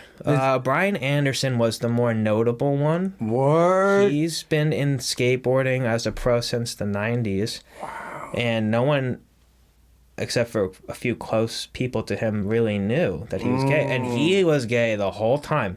And I had no idea either. Yeah. So when he came out, he kind of led the way. And now you're seeing that a lot of people are like, yeah, like, Especially I moving went with the hard girls because rocking I too. had stuff that I felt insecure about, you know? I mean, that's not What's her name, all Lacey skaters' Baker? cases, but, I think Lacey Baker's she's like trans now. Well, see, here I go. I have to be politically correct or else yeah, I'll yeah, get but that's canceled. what I mean. That's so crazy. Right? I You know. gotta It's watch Leo your mouth. Baker now. Oh, is it? That's what it is. I didn't know. Yeah. But I know who you're talking about still. It's Leo Baker now? That's what Okay. they go by. My bad. I'll say they. Yeah, see, I don't know. Is it I say they because I'm not gonna he, deny them, she, I'm not gonna deny he- science. I'm not like my freedom of They. speech is infringed upon when people want to force me to say something. Like, it is what it is, and what it is Science is science. You were biologically one thing. I'm not gonna be a dick. I respect your I decision. respect your decision, but you cannot force me to comply because it's a dangerous and slippery slope. Yeah. Now, if you do want to get referred to as so-and-so, I'll do it to you. But this doesn't change my view on how I feel about it. I accept everybody. And that's the thing. It's so sketchy that I could have almost got in trouble there. Because I legit didn't know. Legit, I didn't even word. I legit didn't know that Leo Baker. And I Yeah. can say this now. Lacey Baker's how I know. I haven't seen her in day. See? I don't even know. Well, I'm going to look. stop right now. Either way, it's Leo Baker. Shout out to Leo Baker. But Leo isn't denying their past. You know? Yeah. But there are some people who are just like, you're wrong. Like, they were always a man. They felt like a boy when they were a kid. And they feel like a man now. It's just like, but you can't get them pregnant. It's like the end all for me. Like, so they're, well, like if it's a man who transitioned into a woman, you can't get him pregnant. If it's a woman that transitioned into a man, well, I mean, they don't really have a real penis. I'm sorry. Yeah. Like, trigger warning, but that's what it is. Yeah. You know? That whole shit to me is so, cause it can go so far. Yeah, right? and I've had it's- people live actually try to correct me. I could tell you about it if you want. What do you mean? Like, I've dated somebody who wanted to say that when she dated a trans Uh huh. who was a woman originally and became a man, that she wasn't a lesbian for it. And I'm just like, that's debatable. Like, I understand like what they're going for, but I know that this person was born a woman. Yeah. So like, how do you get around that? Because I know that you're telling me that it's not gay if I want to get with a trans who was originally a man and was a woman, but I'm gonna be honest with you, I'm gonna feel like it's gay. Yeah. Cause you know. Yeah, I know. So I'm not gonna. I can't Nothing pretend. against gays. Nothing against any of them. Yeah. But in this cancel culture, I will be called a bigot left and right for it, and whatever. I'm not gonna comply to what is not exactly something I agree with. Science fully. is science. I mean, science is science. And then but it's like I always say this: do whatever you want. I don't care how unconventional it is. Just don't hurt yourself or hurt anybody else. There's a line with the whole trans thing because you're kind of mutilating through surgery, and you might do something that's regrettable. I can't speak for everybody. There are a lot of those. But you would have people to let them make that decision on their own. who they don't regret what they do, and it ends up being okay. But then there are others who have this stress, like, did I do the right thing? You know what I mean? But that's on them. And it's on them. But that's why what I say about doing whatever you want, no matter how unconventional it is, as long as you don't hurt anyone or yourselves, is like something to consider. Because I could get you down to might hurt yourself else, if you do that. You but know that's what I mean? on them. That I know. would be like, I could get the don't hurt anybody else, because that could be anything. Don't be loading your own bullets in your house. Yeah. If you don't know what you're doing and your neighbor's house is like 5 feet away. Yeah, and I get that's a don't hurt little anybody angry else. at like these progressive parents who want to really indoctrinate their kids into like being overly accepting of it being fine to feel a certain way and go so far as to put hormones in you, you know, or estrogen. At a certain, listen, we got to When be you're a 18 kid, to get your driver's license, but right. now at 12 you can make this decision. I'm not saying that the kid doesn't feel this way or that he's wrong or that he doesn't feel this way. I am just saying the brain has not developed. If you cannot charge a child as an adult in a criminal case because you know the brain hasn't been formulated yet to make a conscious decision and know exactly what they're doing like an adult, how do you want to put something as deep as this? Oh, they could make this decision though. I know there's a lot of people that are going to be probably upset with me about that, but chances are you don't even hang out with me in real life. So It is what it is. I'm sorry. I actually still, even with that being said, am sorry that I offended you if I did. But, you know, you could be a keyboard warrior. I don't probably even hang out with you, so whatever. Word, yeah. But no, I get it. But it's just weird. Like, there's so many levels, and that could be a whole nother. You'll come back. Hopefully you will come back and do this again. I'd love to. But we got to wait a little bit because otherwise we talk about the same things because we're covering a lot. Yeah, we covered a lot. Which is cool. That's the point. Unless the world gets real crazy. Yeah. Unless Rob Derrick is like, yo, skateboarding is over. And then I'm like, what? Rob can't say any of that. No, I know. He ain't the one who's making that call. He He's did a just the lot. household name that everybody knows. Yeah. Like when people find out that I skate, they're like, "Do you like Tony Hawk? Do you like Rob Dyrdek? Do you like Ryan Sheckler?" Bro, I like everybody who you don't even know. Exactly. Those are the people Do I you know follow. Andrew Reynolds? Like he's almost a household name to the person Almost. completely outside of skateboarding because he was in Because some of Tony X Hawk games and some skate games. Yeah. But he ain't Tony Hawk. He's not a cereal box. He's not, you Nope. know, doing collaborations with any company you think of. Yeah. But he's my favorite. He's who I really pay attention to. And now, Yeah. too, because he's in his 40s and he's really still producing. Like, he's doing big stuff still, which is just something to marvel at. Like, there was a E-America video, Stay Gold, that came out in 2010, and there was... I think I remember that one. Yeah, there was outtakes. There was a segment that was focused on Andrew Reynolds and his madness, which is OCD. He has it really bad. And there was a part where Ed Templeton, who's a bit older than Andrew Reynolds, he's the guy who created Toy Machine Skateboards. He was talking about... Told me she had the red guy with the horns? Yeah. Yeah, that was a dope guy. Yeah. He was talking about how he's Dope character. just amazed at the resilience. He doesn't understand how Reynolds' knees kept up, how the stamina, and just how the overall physicality just kept going. And Reynolds was somebody who was a raging alcoholic at one point and had to get help and sober up. And this could be a result of all that. You know? He just got upset over the whole thing. Yeah, I mean... No, but it's positive now. Like, he's just good great. now. Oh, absolutely. He's been good for over a decade. Damn. Yeah. But it's just crazy, like, what can happen to somebody that then changes the direction?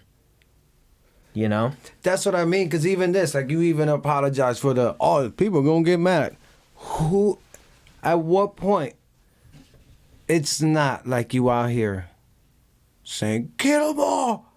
I'm not telling anyone what to do. Yeah, but it's so crazy that we live in a world that, because at what point do we stop being cautious of what we say? Because there are people that I understand. I don't like bullying. Don't be extra with your shit. If homie's gay, shorty's a lesbian, let them do what they do. Who they love doesn't affect me. Yeah. Just respect my boundaries and we good. Exactly. You do whatever you want to do in your life. Doesn't matter to me. No. I'm not going to bully you. I'm not going to make fun of you. But I have to walk on eggshells.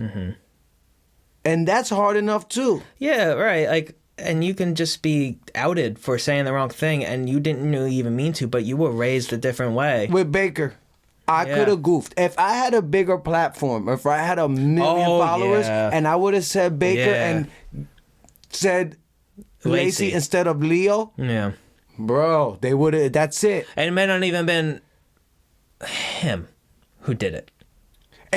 Exactly. Yeah. Because he would have been like, I get it. Yeah, I kind of tricked He probably forgot. I know. He probably, he didn't watch what I was doing. And Lacey Baker was the name for a long time, and Lacey Baker was the figure in women's skateboarding for quite a while. Yeah. So she people laid it down for him. Yes, people know Lacey Leticia Baker. Buffoni, she laid it down for him. She is something else. She's so bad. But she's very good at skating too. She's good. All right, but let me say this. So helps that let me say this though.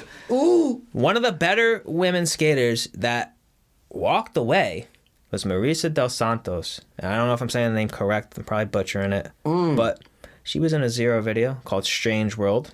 And what year was this? Do you know?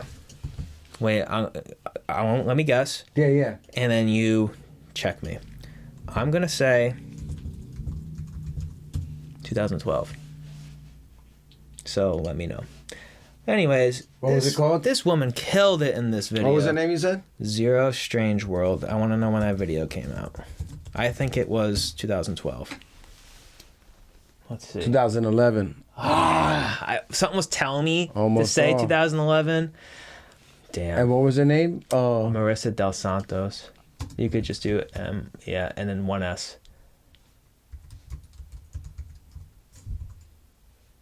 I think it's a DAL. What the hell? And then space. What? That gotta be like a tag name, bro. That's a street name. Am I right? I'm not spelling it. Oh, Del Maria Santo. Del I'm Santo, sorry. I knew I yeah. butchered it. That's why I said I might be butchering it. All right, and now, damn, and she... I thought she was like the most impressive. Besides Alyssa Steamer, who is like one of the women who really paved the way early on for women's skateboarding. I met her actually when I worked at the skate shop She was at in Belmar. Street League too, though, no? Maybe in the earlier Street Leagues. I thought she... She could have been. Just type in Street League. Let's see.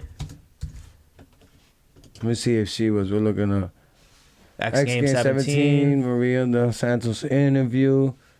Nah, she wasn't in. But she was still in a big contest.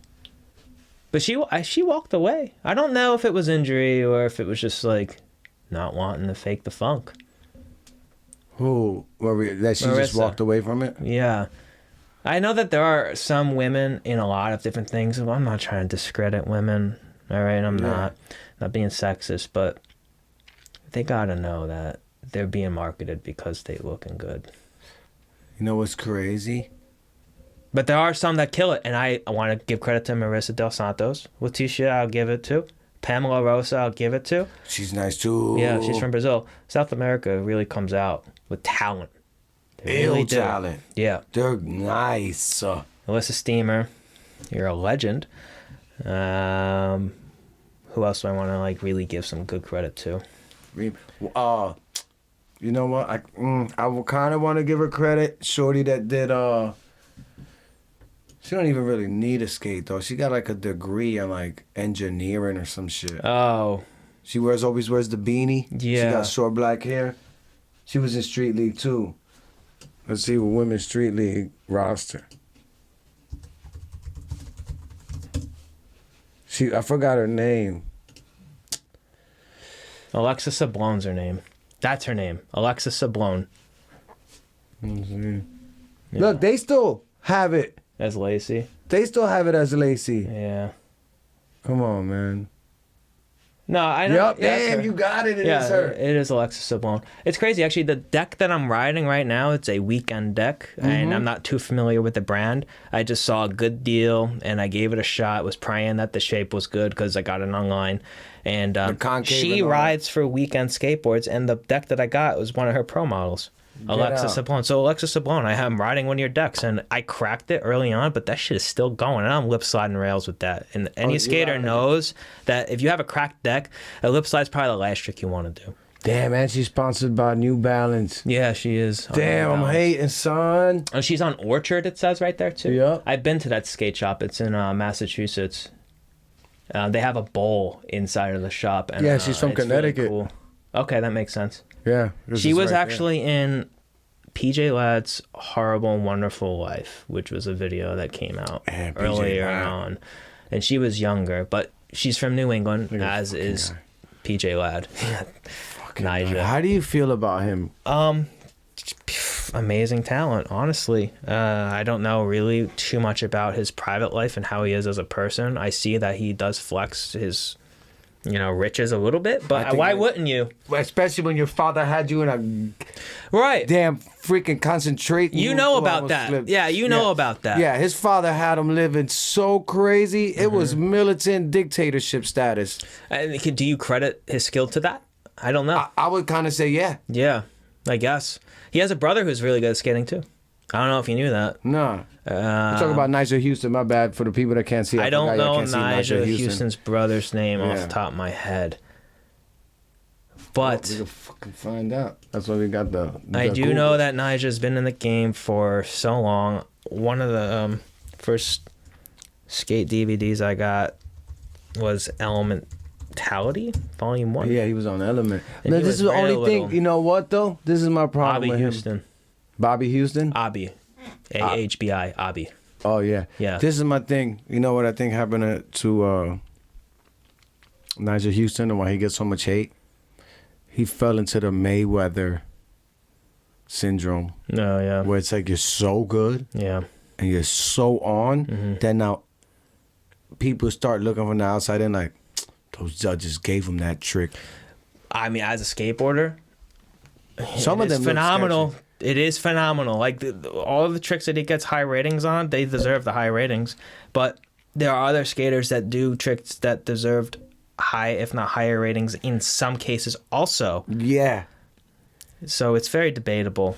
Yeah, I don't know, cause I watch some of the street leagues and I'm like, and I'm not a skater, but I feel like I'm seeing this shit for so long. Yeah. But I'll be like, ooh, that wasn't that clean. Yeah. Well, Nyjah's clean, definitely. But in contests, sometimes you have to take what you get.